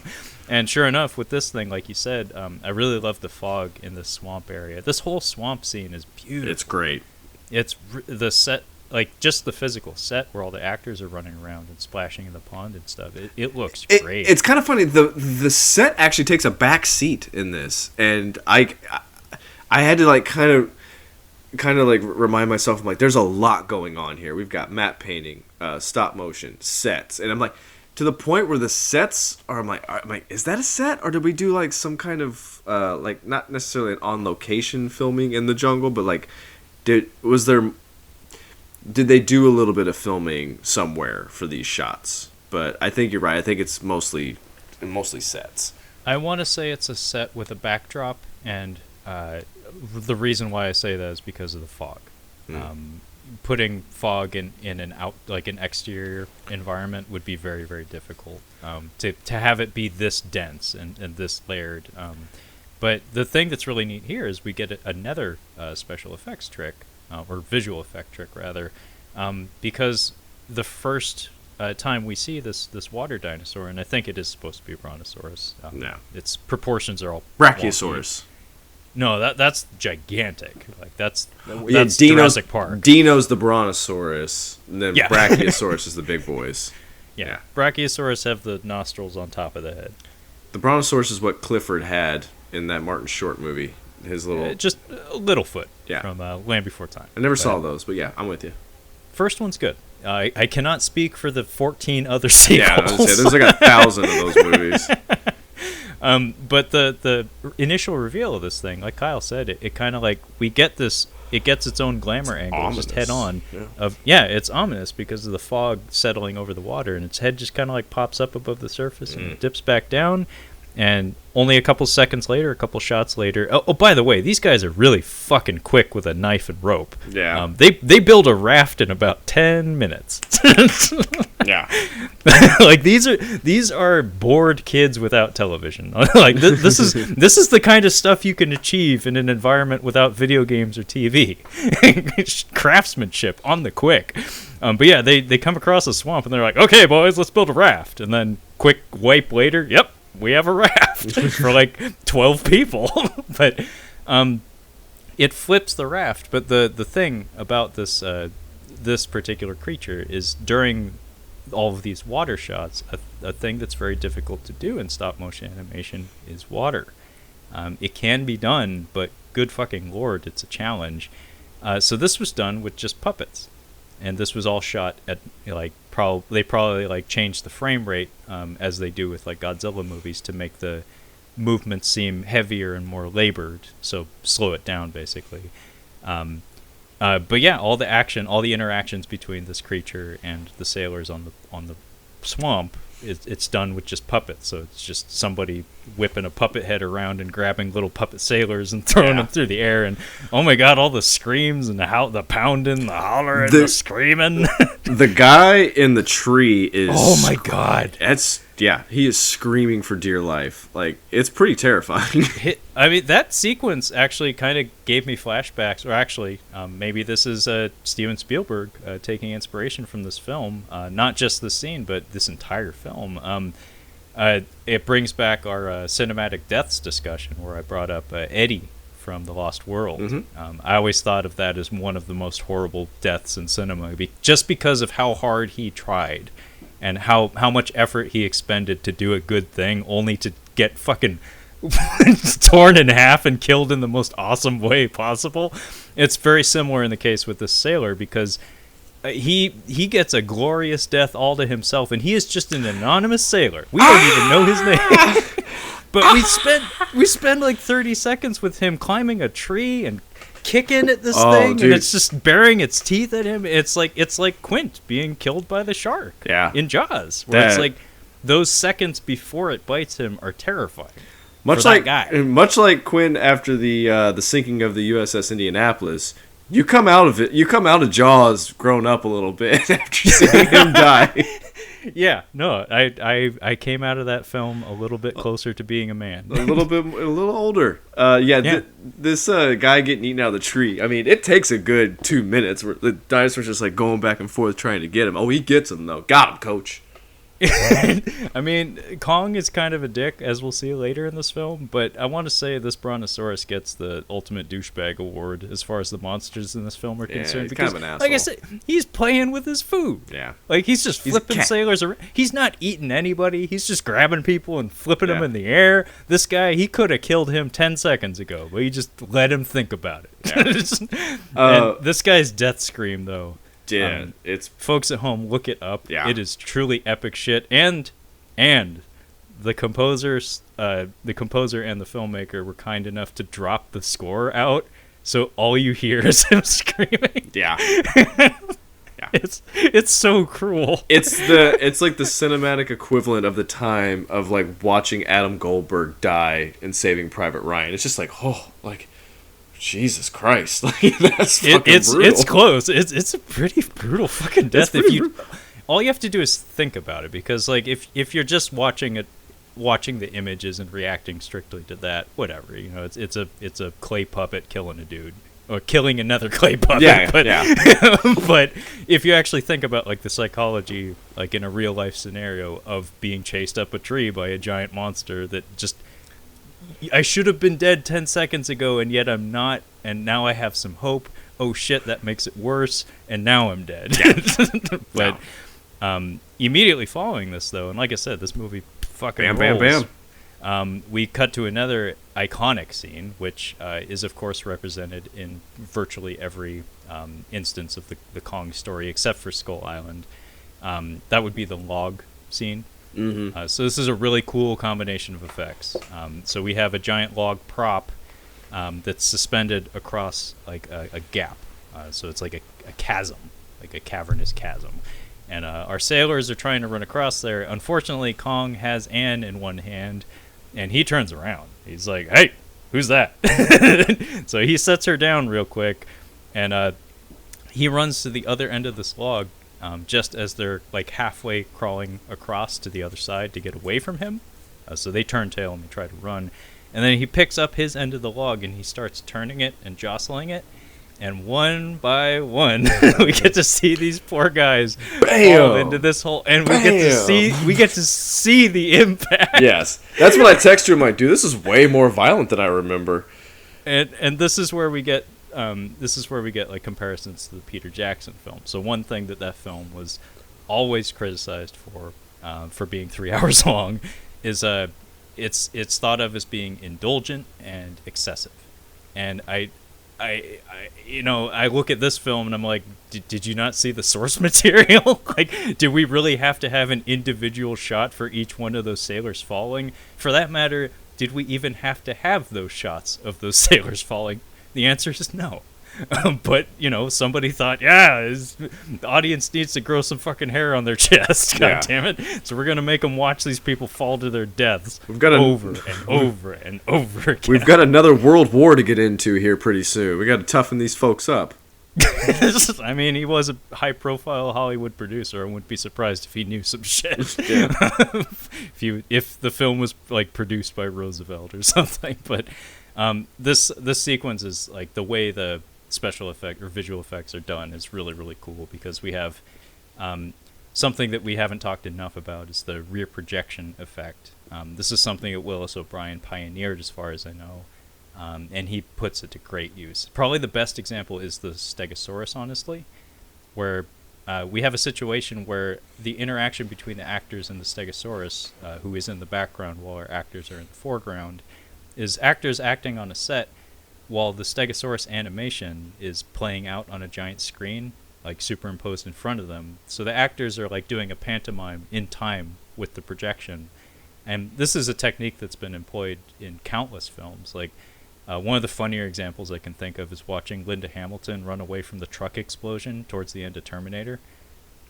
Because it's her reacting to a rear projection of that explosion, but she can't get the timing right. So she has to keep like resetting and like getting her blood up and like getting pumped up and having to do the same like impassioned run. But she just can't get the timing right, so they have to keep resetting. And they had to do the same thing for all the rear projection effects in this. But we have this giant log prop being jostled around, and then we have this spectacular Kong animation. Like Willis O'Brien had to time the movements of Kong to the movement of the live prop of the log jostling around, and it's really cool stuff. But have you heard about the lost scene here from this movie? So I don't know if you remember it from the Peter Jackson King Kong, but I don't remember anything from that one. That's fine. So the Peter Jackson film includes this scene. So as excessive as this 1933 Kong film is, there was plans to have an additional sequence where spiders and centipedes and all sorts of creepy crawlies, giant ones, were supposed to come out and like attack the sailors that fell into the chasm. I like that. Yeah, and there exist like pre-production photos of what was planned. I think they didn't have time or money to do it, The Peter Jackson one, holy shit, that is a show-stopping, like, creepy sequence in an otherwise, big budget, blockbuster, like, crowd-pleasing film. Some of the images and just the general tone of that sequence in the Peter Jackson film are chilling. There's something about the tone of that it feels like you're in hell for like 2 minutes of an otherwise fun movie. It's genuinely creepy, and Andy Serkis makes his exit in that scene, and it's fucking horrific. I'm not gonna lie, like, it's really awful stuff. I should have mentioned that on the Cinematic Deaths episode. But funny enough, I caught an Easter egg here that I never thought of before. So Jack manages to survive the loggening by crawling down a vine into like a little nook in the side of the cliffside. And Kong he's a smart animal, so he knows that there's something there. So he reaches down there and he's trying to grab at Jack, and Jack like shoos him away with his knife. So he like nips him in the finger a little bit, and we get some fun reactions from Kong. But the Easter egg that I mentioned here is Jack almost gets attacked by some random creature that honestly is probably the laziest prop in the whole movie. Like, it looks terrible. It looks like something I built out of Play-Doh when I was a kid. I think the design of this was the inspiration for the skull crawlers in Skull Island. I believe you're right. Yeah, I just pieced that together. Yeah. Yeah, because it's a reptilian thing that has only 2 legs, but it has like a long, like snake-like body, and it has the same silhouette as the skull crawler. So I was like, holy shit, that is a deep cut, because this thing does exactly nothing in this movie. Because he's just like climbing up the rope like Jason Scott Lee and Soldier, just boom, boom, boom, boom. Yeah, and he dispatches this thing without incident. But it would go on to inspire. I'm not particularly fond of the Skullcrawler designs, but the fight at the end of Skull Island is just fine. I don't have any objections to the choreography of that. But following this, Kong goes back to carting Anne through the jungle, and we get probably the most iconic battle sequence in this entire film, aside from maybe Kong's last stand with the airplanes, and this would be the Allosaurus and Kong.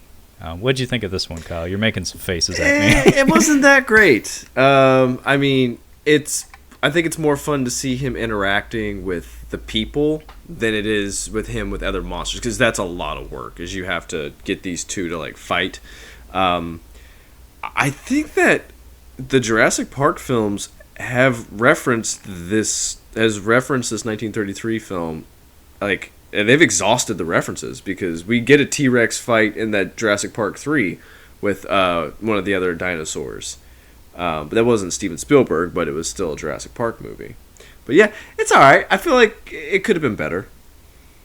Yeah, and Peter Jackson thought the same thing, because in his very Peter Jackson way, he decided to completely overindulge himself, and instead of having one giant reptilian carnivore, he pitted Kong against 3. And that sequence is probably like 10 minutes long or something. And actually, this sequence in the 33 Kong is pretty fucking long as far as stop motion fights go. This is like a 2 or 3 minute long fight. It probably took months to shoot this shit. I enjoyed it. It's kind of neat. They actually dropped the score out of it. Like I said, the score for this film is often very overbearing. It's a 1930s movie. They tend to be very loud, and the orchestra tends to be very present, even when it shouldn't be. But they know when to shut the fuck up and just let the monsters make all the noises. And I like the choreography of it, because there's actually kind of like a psychology to it, oddly enough. Like, it's almost like watching a wrestling match, where the core plot of the fight is that the Allosaurus.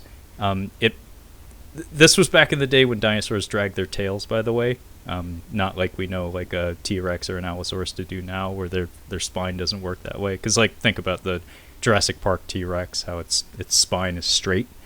But back in the day when I was a kid, back in my day, dinosaurs dragged their tails. This one certainly does. But the core plot of the fight is that the Allosaurus's main weapon, the main source of its menace, is its mouth. So Kong actually employs some like almost like boxing or like dirty boxing techniques. Like he shows him the principles of infighting, because he's like clinching with this Allosaurus, and constantly like putting his head against its chest and like putting his shoulder underneath its jaw so it can't bite at him. So he's like literally wrestling with the thing. And funny enough, I did a little bit of research, and apparently Willis O'Brien did some boxing in his day. So he probably choreographed the thing with that in mind, maybe using some of those techniques. But it's a pretty sustained conflict. Like I said, there's no music. They really do just kind of let the animation do all the work. I really do like the attention to detail, though, in having some interaction with Anne. This is something that Peter Jackson would replicate in his version, but it's kind of astounding how they, in the complexity of the choreography of the fighting, they also never forget that Anne is there. Like, Kong puts her up in a tree so she can't get away, and then he goes to work fighting the thing. But we continually cut back to her reactions, and then at some point the tree gets knocked over, and she's, like, pinned to the ground, and we never forget, like, the film never forgets that, hey, there's a lady that's also here, and she's in danger. And it's kind of neat that they're able to juggle that in the edit. Without having like crazy MTV editing, like like it's just like whoa, like Oliver Stone shit. It's like no, it's like it's fed to you at a steady clip, and the camera's locked down, so there's not a whole lot of camera motion because that was the technology of the day. But what did you think of the finishing blow here? Because like you said, this movie is pretty fucking violent. This is one of the more violent things in this movie. I must have been writing a note. I didn't catch the finishing blow.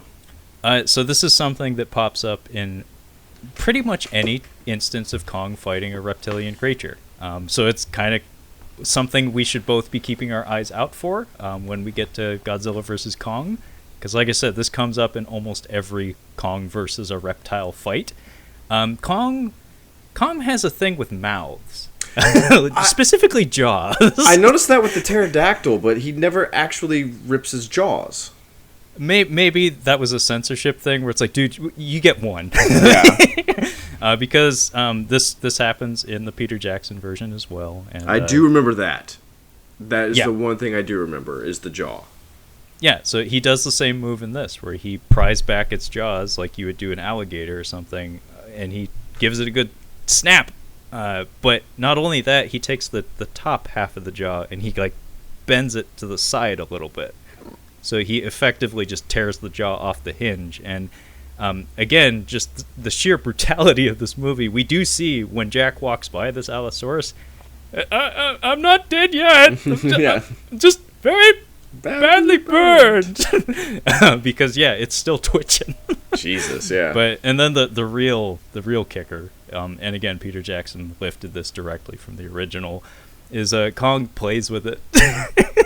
So the poor thing's incapacitated, and he like flaps its broken jaw open and closed a few times. He's just fucking with it, and then he does the utterly iconic chest pound in celebration of his victory, and he scoops up Anne, and in between that, Jack bumps into Carl Denham in the jungle and lets him know what's what. So Carl heads back to the camp while Jack continues to pursue Kong, and then we head to Kong's lair, where we get the aforementioned glorious matte paintings of his like cave, like it's his hideout basically, and it's really cool looking, and it's very complex as well because there's like a live prop or live miniature set of some sort in the foreground with like a bubbling pool of liquid, and then again, animator trademark, the introduction of the it's not a snake because it has legs, but it's like a long salamander or something.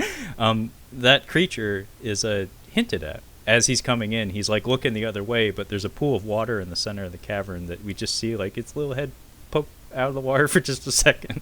But it's actually it's at the point where this is starting to get hilarious because it's almost like Kong is trying to like carry a bag of groceries home, and just like people keep running up on him and asking for favors or some shit, and he's like, motherfucker, I'm just trying to go home. Like, I had a long day at work, and today is not the day. So he's just trying to carry this lady home with him, and then a fucking sea serpent jumps out at him, and he wrestles with it for barely a minute. Like he double fucks this thing. like he breaks the fuck out of its neck, and this is where we get our orchestra stings when he's slamming its head against the floor. But amid all of this, we do see that Jack is hot on the trail, and Jack is mostly represented by a stop motion puppet at this point. It's kind of neat. Where we'll do a thing where he'll like run to the end of the frame, and then he'll like a little puppet Jack will pop up, like walk back into the frame, so it's like he steps out of the frame and turns into a puppet. But we go out to like Kong's balcony, and there's another creature that shows up here. Kyle, which one was that? I think it's the pterodactyl. Yeah, it's a pterodactyl or a pteranodon, one of those. And again, poor Kong just can't catch a break. He really can't. It's like surprising. He's like, he has this many problems just in a day. Like, this is just a normal day for him. And he's like, I gotta kill a lot of motherfuckers just to get home, you know? Actually, that's a very good point. Like, think about it. It's like, what about the, like, nothing suggests that this is out of the ordinary for him. Yeah. Like, even his reactions, he doesn't seem terribly surprised by any of this. I guess this is just life on Skull Island. Every fucking day with you motherfuckers. Every fucking day. Every goddamn day. This is where we get Kong taking off Ann's clothes. I don't even want to describe it. Like, it's kind of hard for me to figure out exactly how they did it, because it's really complex. Like, we have you see Kong holding her, but it's like superimposed to where the hand lines up, so it's like actually the actress in like this big giant hand, but the hand's connected to what looks like, I think, the thing they were using for the stop motion on Kong. And you can just, at first you don't even notice it, but when you look closely you can see like the where it's cut out, basically, where you can see that there's a screen right there against the rock face, but it's very hard to pick out. Yeah, it's truly remarkable stuff, and Kyle and I were talking about this before we started recording. Oddly enough, this sequence was excised from the censored version of this film. Yeah. It's understandable because she's showing her skivvies, you know, but at the same time, it's like, this is probably the most complex effect shot in the entire movie. It's incredible, yeah. It's really well done, and everything you described is pretty accurate to how it was done. And there's one small note I want to say about rear projection in this film that kind of blew my mind. I didn't know this until I dug a little bit deeper, because rear projection, you don't have to be a genius. If you've ever seen a James Bond movie and you've seen Sean Connery do this, like, you've seen, or an episode of Seinfeld for that matter, you've seen a version of rear projection. But one example of how they used it in this film, in particular with a lot of the sequences where Kong is fighting something and Anne is also in the shot, as represented by Fay Wray acting, as opposed to a puppet, which is oftentimes the case. They actually had like a cutout mat of a rear projection screen, and they were moving the frames of it. So they had already shot the footage of the live actor doing the performance, and they'd advanced the frame of it in time with the movement of the stop motion prop. So they were like animating in time with the playback of the footage, but it was as represented by like a physical picture, like from the film, like a single cell from the film strip. It was really cool to watch. But this sequence where he's taking off her clothes is really amazing stuff if you're at all curious about, like, not antiquated but just like interesting effects work from a different time. But yeah, a random pterodactyl shows up and it distracts Kong just long enough. And actually, there's kind of a theme, I think, that's more it's expanded upon, like everything else, in the Peter Jackson version, where I think Kong has a thing in that movie where he doesn't do well with things that fly. So by the time we get to the end of the movie, like, it kind of makes sense that his ultimate end would come at the hands of flying machines, because I think they had like bats or something in that movie instead of a pterodactyl, where it's like a swarm of bats and it gives him a hell of a time. But yeah, this pterodactyl goes down pretty fucking easy, but it's mostly just there to serve as a distraction for Jack to run in there and run off with Anne, and they both end up falling, and there's this really cool sequence where Kong is like pulling them up the vines that they're crawling down, and they just decide to let go and jump, and it's really funny watching the puppets fall into the water, because one of them, I swear, was about to do like a Malaram in a Temple of Doom and like bounce off of the cliffside because they land so close to the cliffside. Like, you know, someone fucked up that shot at least once. But when they land in the water is when we get some water cleavage that somehow miraculously got through the censors even in the late 1930s. And then they get back to the camp, so that our two heroes return to the camp where Carl and all the other sailors are waiting. And we get another iconic sequence where Kong busts open the gate, and all the villagers run out to try to stop him. And it's just this big rampage sequence where Kong is tearing up straw huts. And I like the one guy that gets whacked by like a tree.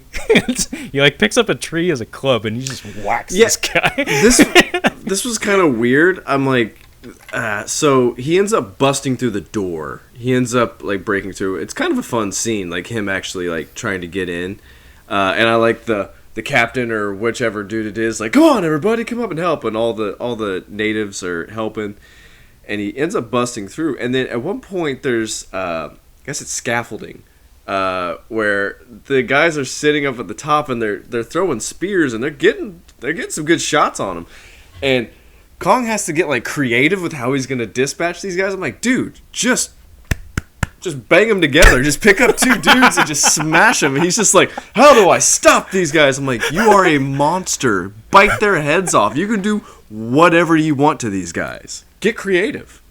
Yeah, it's kind of like playing a modern video game with like context sensitive button inputs, where it's like you grab hold of a normal like basic goon. Where basically there's a thing in the Xbox 360 era of games and onward where context sensitive actions were really common. So like say actually the Punisher game from like the PS2 era was rife with this stuff. So basically you'd have a situation where there's just like a basic goon and he's like the last of an entire room of dudes that you just slaughtered the fuck out of. You like grab him by the hair, and then a whole bunch of like button icons start popping up around the room. It's like, choose a thing to hit this guy's head against. Gotcha. And it's like Kong's playing that mini game where he's like looking around the jungle and he's like, well, I gotta get creative with these kills. Yeah. I mean, there's people watching. There's people watching. It's like, I can't just like you said, bash them together. It's like, no, they all gotta go in creative ways. He might even break the fourth wall at one point. He's just like, I mean, that's what they should totally do next time out. Is just like have him be like, "What do you think? I should do?" It's like press 1 on your cellular device to have Kong throw them into the jungle. I'm actually kind of watching a little bit of Monty Python's Flying Circus, the actual show, and John Cleese does the voice of the ape in George of the Jungle. I'm like, now I kind of want a King Kong movie where John Cleese is doing the voice of King Kong. Like, that would be a lot of fun. Well, maybe I don't know who does the voice of a Gorilla Grodd on the Flash show, but they have a photorealistic gorilla with like superior intellect in that series. So maybe he has a British accent. Who knows? But yeah, Kong he wrecks all sorts of shit in the village. This is where we get a whole shit ton of those censored shots, where most notably him stepping on people and him putting people in his mouth. He does not eat them. He doesn't consume them. He just chews them up. The one guy gets his butt chewed. I felt really bad for that guy because he's not dead. Yeah. He just has a gigantic puncture wound in his asshole. I was gonna say he's like what's his name? The bad guy in the Jurassic World, or not Jurassic World, the Lost World Jurassic Park, where he gets Ludlow. Yeah, he gets bitten by he gets bitten by the mama, and then just kind of basically disables his legs. I'm like, oh, that sucks, because he's just trying to crawl away. I'm like, Dr. Malcolm! No, please. Wait. That's not a very satisfying death for him. He needed something a little bit better. It's over implied, I think, because I did like thematically what happened there, where it's like the little baby that he's been harassing the entire movie grows the fuck up and starts killing people. For him. They should have given him Muldoon death with the baby raptor. Yeah, that would have been cool. It's the best. That's one of the best screaming deaths in movie history. I'm still waiting for BD Wong to get the axe in one of those movies, because his character, I can't remember if he died in Fallen Kingdom, but in the book, he got fucking killed. He got double fucked. He'll get something stupid, or he'll get some like some awesome, like not awesome death, but like some kind of heroic death. They won't give him something good. Yeah, I would expect that. He may be dead already, because I barely remember Fallen Kingdom. It wasn't that good. But in the book, he gets yanked out the window by a raptor when he thinks everything's cool, and he gets eviscerated. I gotta reread that book. Ugh. Yeah, he was alive when they started to eat him. But anyway, Kong rampages through this village, and we get to the beach, and we're like hopping into the skiff, so we're getting ready to head back to the ship. But Denham has them throw some sleep gas grenades that they brought with them, which they used to put down the Stegosaurus earlier in the film, so we see how potent they are. And at the beach, they get him with exactly one of these gas grenades, and he just goes out like a light. Oh, he's like Will Ferrell in Old School, just. Wait.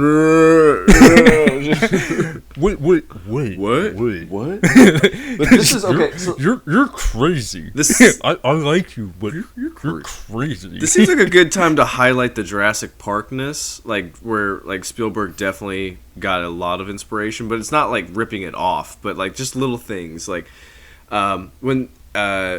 when the Chin guy ends up saving Anne from Kong, and they're like scaling the cliff on the rope, I'm like, that's Dr. Grant and Lex. Yeah, going down the side.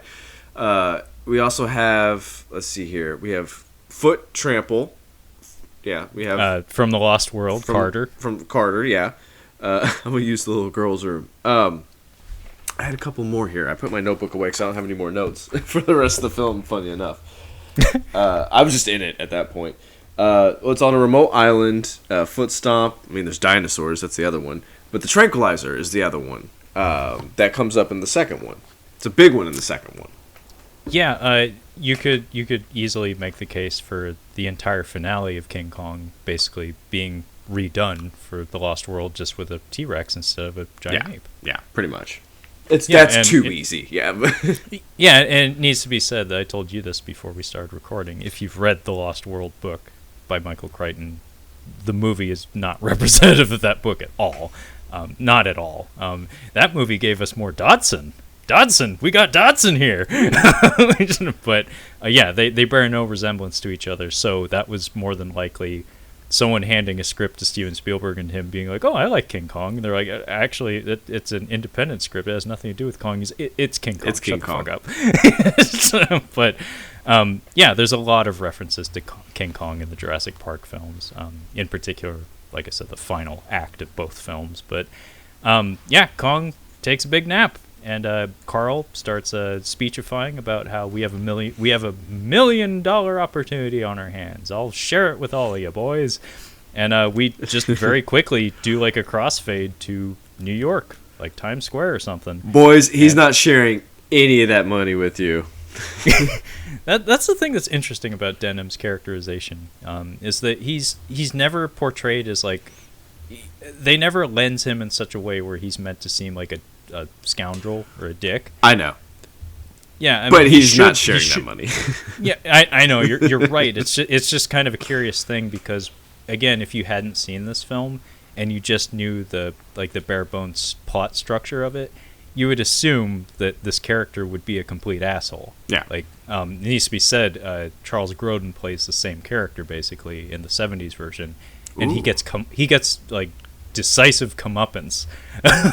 like he's represented as a dick in that film, and you, the audience, are expecting something bad to happen to him. He gets the Spielbergian spike killing, as I like to call it. Like, if you do bad things to people in Spielberg movies, you will die for it.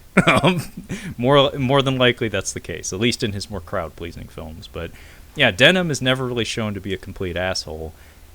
He's wrong-headed in some ways, but he's very, very, very passionate, and he's also shown to be very, very brave, which really solidifies the argument of this character being a stand-in for the director/producer, Merrian C. Cooper, because he's shown to be like a really brave guy. Like, he apparently used to shoot his own films because his cameramen were meek or something. He said, like, I stared down a charging rhino, and they were too afraid to film it. Because they're smart? Because they're smart. But it's kind of neat having him say that earlier in the film, and then having basically the same situation come up with the Stegosaurus. And Jack Black's version of this character is a little bonkers. It's Jack Black. You should expect that, but the way they spin his version of the character is that him bringing Kong to New York is an act of desperation, where he legitimately is trying to make a film that all of the forces in the universe seem to not want him to be able to do. And then a constant theme during the Skull Island sequences of that film is that he's still trying to make the fucking movie.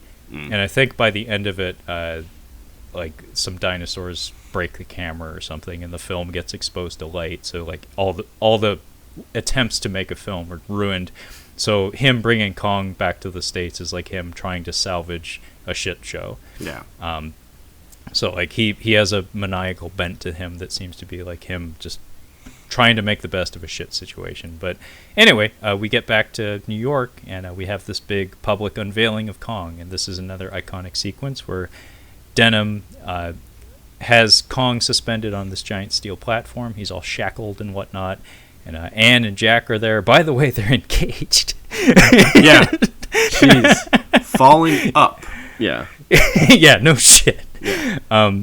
But Denham debuts Kong, like they unveil the curtains, and by the way, all the people in the audience paid without knowing what they're going to see. Yeah. I mean, they're putting on the Ritz dressed up. Like, we're in tails.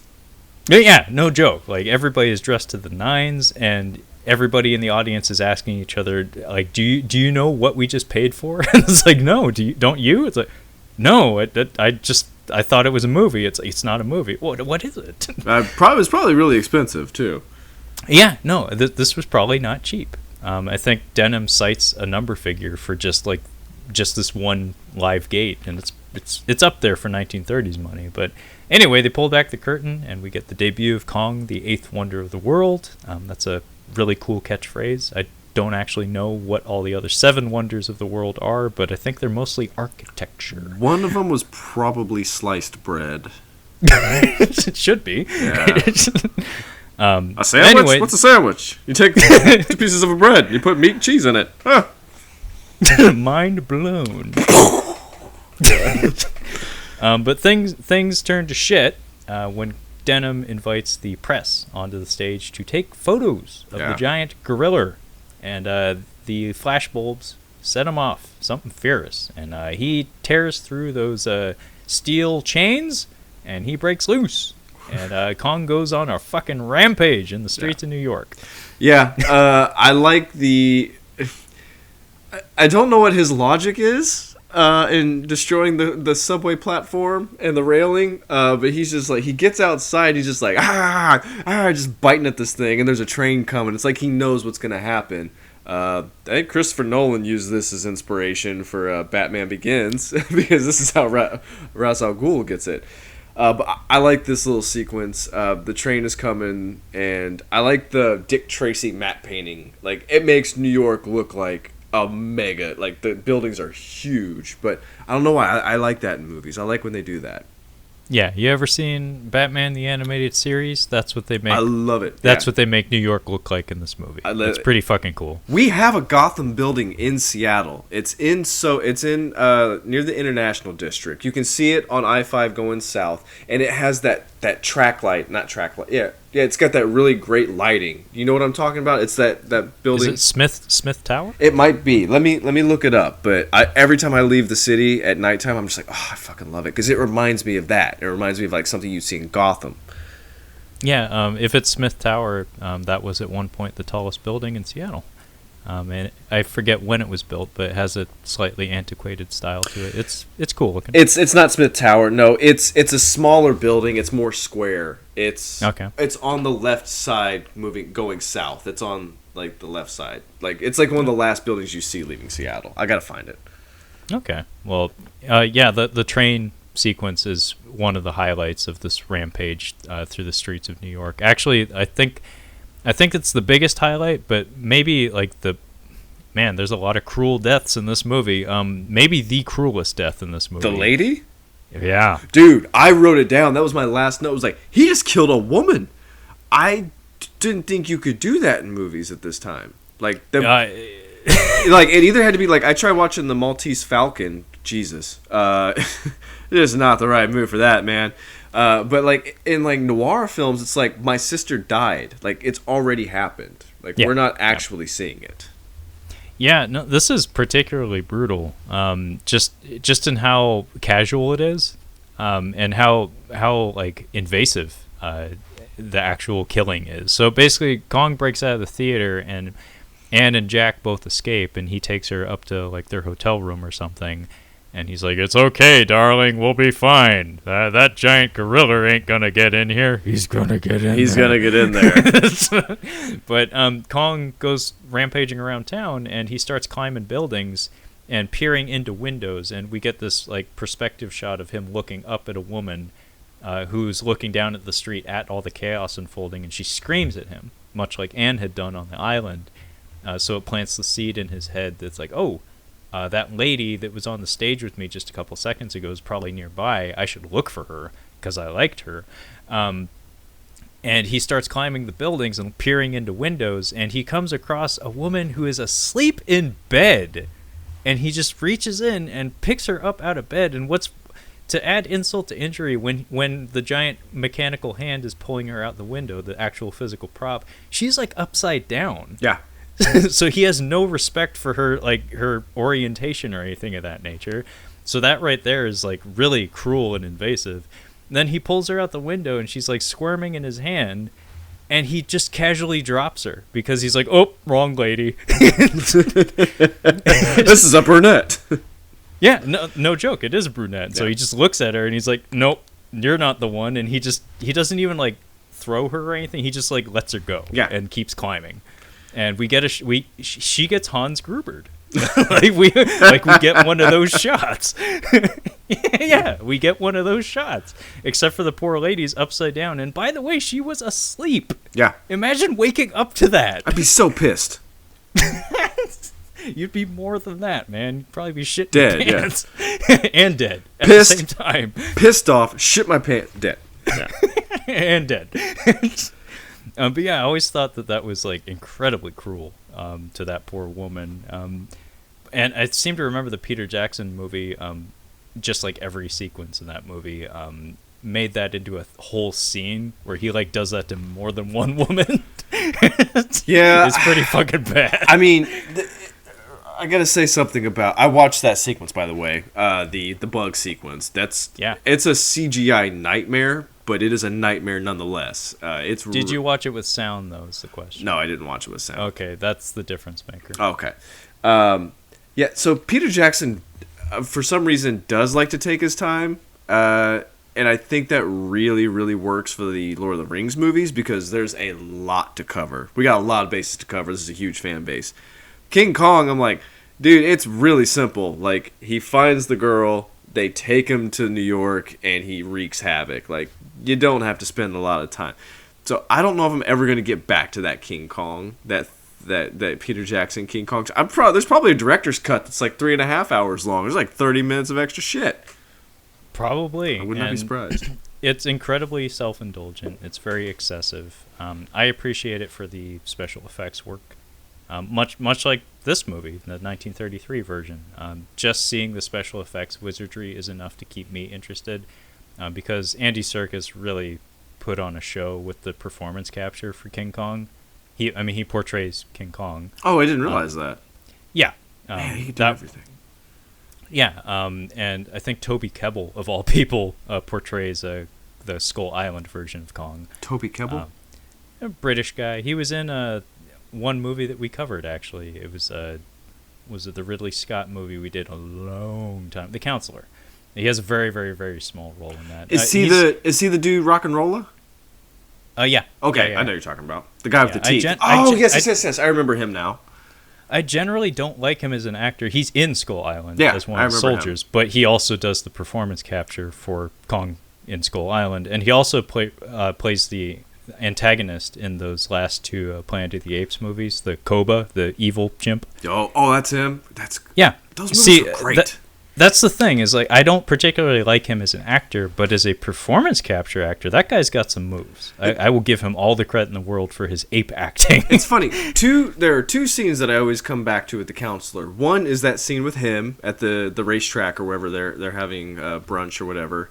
Yeah. And when Brad Pitt says he'll have a double Mylox with a side of OxyContin. You have said that to me several times. I don't know why that's just the funniest. Like, what can I get you to drink? A hemlock. yeah, I remember that. I don't know. The Irish brogue came back for just a second when he said that one. Yeah. But Peter Jackson King Kong, I won't defend it as a film, but just in terms of special effects work, it's a lot of cool shit in there if you're into that, and I am. So it works for me mostly. Kong's bag of tricks here. The L train sequence is probably the biggest showstopper in the New York sequence aside from the planes. I like that a train passes him and like pisses him off, and that's what causes him. Yeah, no joke. That's how that sequence begins. Is like he's got Anne and he's thinking about what to do. He's like, oh, it's a building. I should probably climb that. And then, and then he's like, motherfuck, you scared me. You. But it's already gone. But the tracks are still there, so he just starts busting up the tracks. And then he sees the light coming from the other train coming. He's like, oh, I need to see this. So he sticks around, and then it crashes. And then we get the sequence that I don't know how bad the violence is supposed to be here, but if it's as bad as it looks, these people are turned into chunky salsa. Yeah, it's because he just hammer fists the fuck out of this train car, and all the people inside. We keep cutting to shots of them being like smushed against each other, and I think it's implied that they just got turned into red goo. Yeah, they got gooed. In fact, we see some little puppet guys falling out the window on the bottom side of the train car. It's pretty great. But anyway, we get a really stupid scene where Kong he's starting his iconic climb up the Empire State Building, which at the time was the tallest building in New York. I know. I don't know why. Like, it's the most iconic sequence. It might be the most iconic sequence from a film in history, but it looks so cool. It's amazing. It's a really cool idea. Whoever came up with this idea as the finale to a film, hats off to you, sir, madam, whatever. You did good. But what's really funny, so we're at like a police station, and Jack and Denham are at the police station. They're like, well, what do we do? He's like, well, the giant gorilla's got your gal, and he's climbing that building. It's like, we can't get to him up there. That's way too high. And he's like, well, what about planes? And he's like, that's a good idea. And then they literally run out of the office. Like, the chief of police like hops out of his seat, and he's like, that's a good idea. You just thought of that, you dipshit? Yeah, there's just this awkward silence. It's like, oh, he's got your gal. He's up in a tall building. There's nothing we can do. And he's like, well, what about planes? And he's like, yeah, it's a great idea. Well, there's an idea. And then they all run out of the fucking room. And then immediately after that, we just like do a crossfade to a bunch of biplanes taking off. It's like, you couldn't fucking think of that? Jesus Christ. What were you thinking? Like, you're just gonna walk up the stairs, maybe take the elevator up there, convince him to let her go? Jeez. I mean, if the fucking Ghostbusters, and that includes a kind of like not overweight, but like kind of in between Dan Aykroyd, can climb the stairs up to the top of the Gozer building, I think New York's Finest can do it if they really apply themselves. Oh, 80%. Maybe need a couple of smoke breaks or a lot of smoke breaks on the way, but they'll get there. 80% of Dan Aykroyd's weight is in his head. So it makes him more difficult to walk up the stairs anyway. God, I love that. He's got a huge fucking head. He's got quite the noggin. But anyway, this brings us to the climax of the film. And actually, this sequence may as well be like a pretty solid definition of climax when it comes to cinema, like the art of cinema. This is what a climax looks like. So we have Kong at the top of the Empire State Building, and we just have these 4 biplanes like doing turns, like just like zooming past him and shooting at him with machine guns. And much like the Allosaurus fight, earlier in the film. No music, just plain noises and growls. And I think he gets only one of these planes. I think one so. Of them only one of them flies too close, and he manages to like clip one of the wings, and we get a good explosion before it hits the ground. Killed him 5 times before he hit the floor. Anyway, they're doing these strafing runs on him, and it's a fucking giant gorilla. Yeah. You have machine guns and flying machines. It's only a matter of time. Yeah. And yeah, sure enough, he is mortally wounded, and we see actual like blood pouring out of him. So that's some graphic detail there that you wouldn't get in every movie from this vintage. And this is like maybe the only time, and this is actually a huge deviation from like almost every other iteration of the character.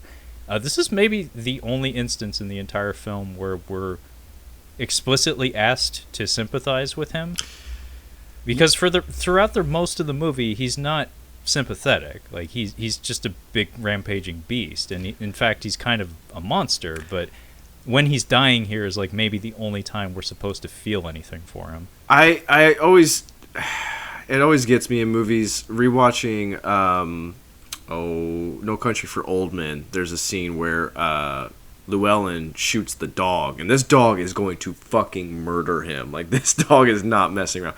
He ends up shooting the dog. Anytime I hear the dog, like, you hear the squeak, it's just like, oh shit. And then you just see the dog like kind of panting. I'm like, that's the worst, is when you know they're mortally wounded and still alive.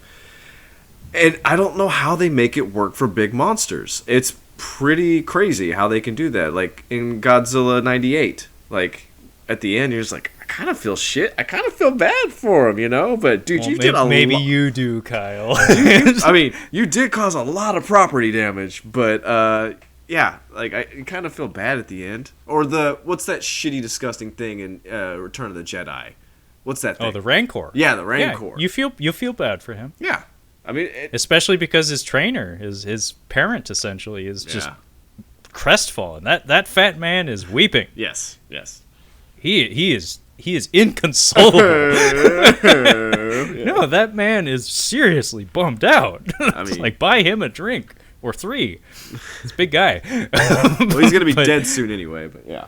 Yeah, Jabba's probably not gonna be happy about that. Someone's got to catch the blame. But yeah, I think it's curious, though, because most people, including me, the first time I saw this movie, I was probably in college, actually.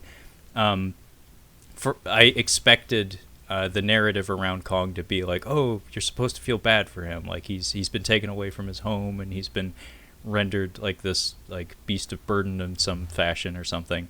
That's not really the case in this movie. Not really. But somehow it got to the public consciousness that it's like, yeah, King Kong is a sympathetic figure, and by the time we get to the Peter Jackson version of the film, oh, it's dialed up to 11. Like, we're meant to feel all the emotions for Kong. Like, we're meant to believe that Naomi Watts is ready to, like, if he put a ring on her, they'd be a couple, like, right then and there, like, no questions asked. To be honest with you, I don't think it's gonna work out. This is like, physics and whatnot. Yeah. But yeah, in that one, the emotionality is dialed way the fuck up. And even in the 70s version, like, you're meant to feel really, really bad for him when in that one, helicopters, because modern times. The guy in the monkey suit, you gotta feel bad for him? Yeah, you're supposed to feel bad for Rick Baker, the guy who built the suit, getting shot up by fucking Hueys. But yeah, when Kong is finally dying here, this is a thing that a lot of stop motion animators of this era seem to really enjoy doing, is killing their monsters. Because, like, Ray Harryhausen in particular, man, every time his monsters die, they like do Shakespearean acting. Like, they grab their throat and they reach the heavens. They do the Willem Dafoe platoon death, all that kind of shit. Think about how time consuming it is, and just like how tedious just making every little bitty movement. So when you finally get to kill it, you're like, okay, let's kill this thing. Actually, that's not a bad theory. It's like, oh, you want me to kill this bitch? It's gonna be I'll kill him. Yeah. It's like, it's gonna be a death. Yeah. But yeah, Kong gets some pathos when he dies here, where we see like his facial expression changes in such a way where we can see he's not feeling so. He's feeling a little woozy. I'm feeling a little woozy here. He's doing some Matthew Lillard acting on the top of the Empire State Building. And yeah, of course, he falls. And to add insult to injury, just like every fucking death in this movie, he can't just fall off the building. He has to bounce off the fucking... I was like, he's just short of having MacGruber shooting him on the way down. Like, no joke, they cut to this wide of a very tiny ape on a very large building, like bouncing like 3 times off the side of it as he falls off. Yeah. It's like, oh my god, that's so mean. But then we Jack picks up Anne, and they're presumably happily married after that. Probably not. No, it's not happily, but they're married. I think he hits the bottle pretty hard. He lives at sea. He lives at like sea. He's got syphilis, chlamydia, alcoholism. Yeah, I think he's got it all. Yeah, and he doesn't have the bone structure to hold his liquor all that well. So, but, we fade from them on the roof of the building down to the street level, and we see Kong's just like battered body dead on the street.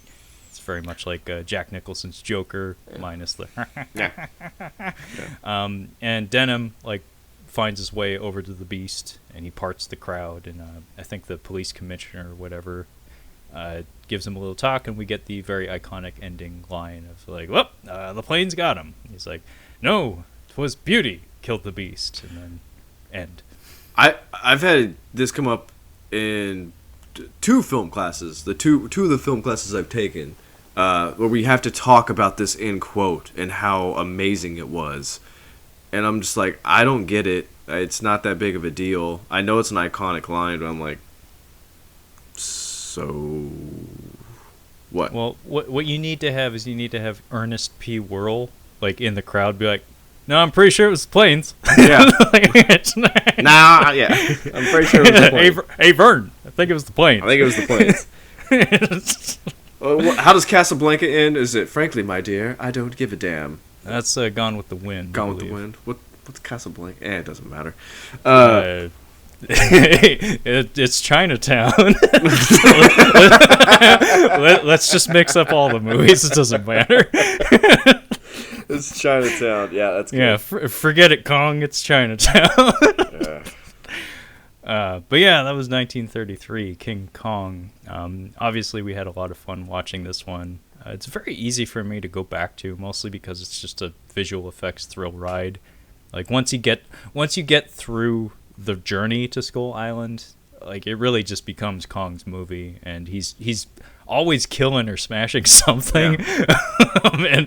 and there's like, especially the uncensored cut, which seems to be the primary cut of the film these days, like there's so many what the fuck moments where it's like, if you're even casually paying attention, you'll have a good time probably. So some people have, I guess, reactions to paintings where you just feel something and you don't know why you feel that, like you just have like an emotional reaction.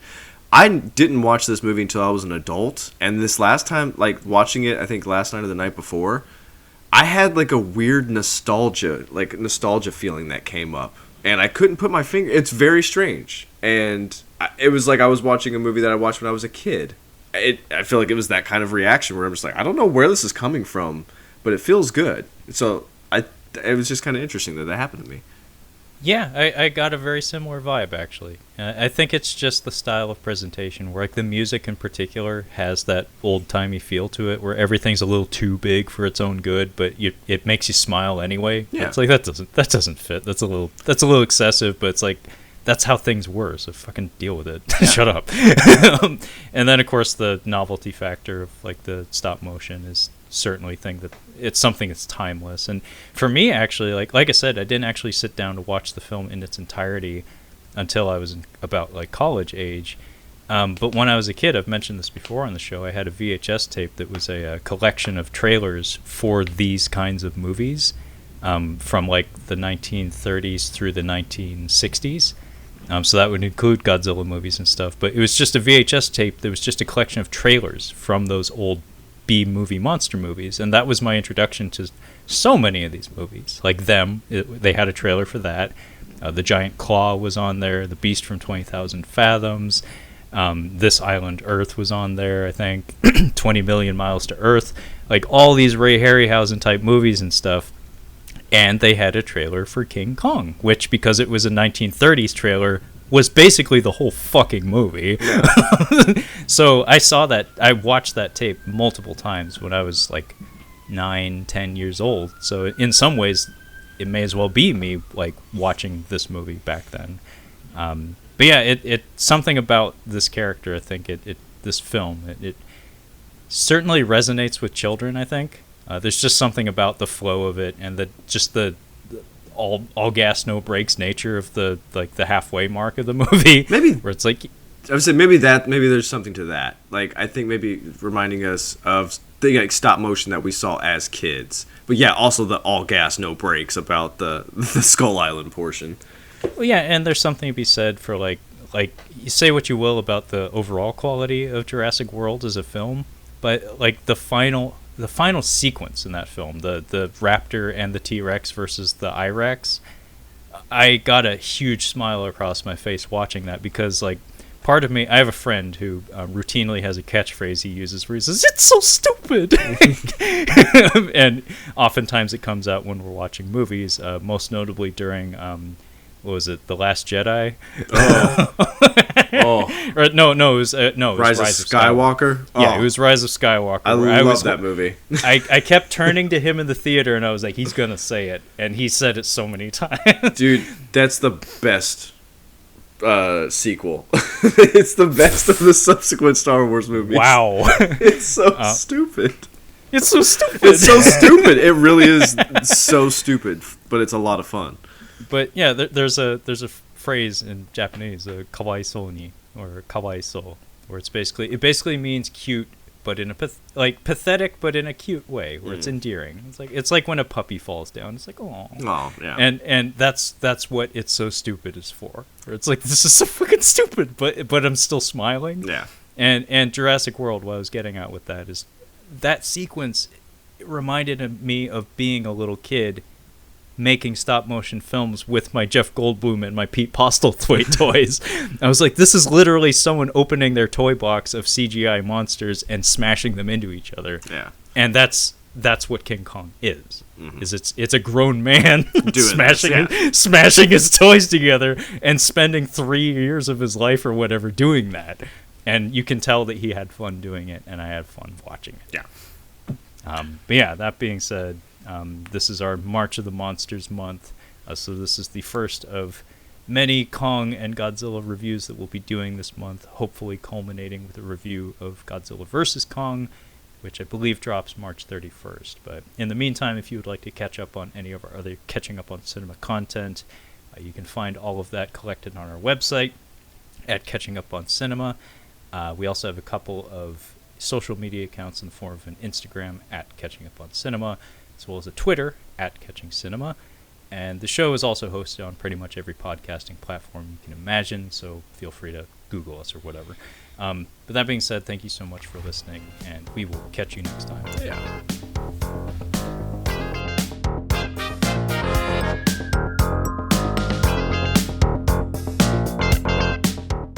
But the cream will rise to the top. Oh yeah. Now I'm on my way. Oh yeah.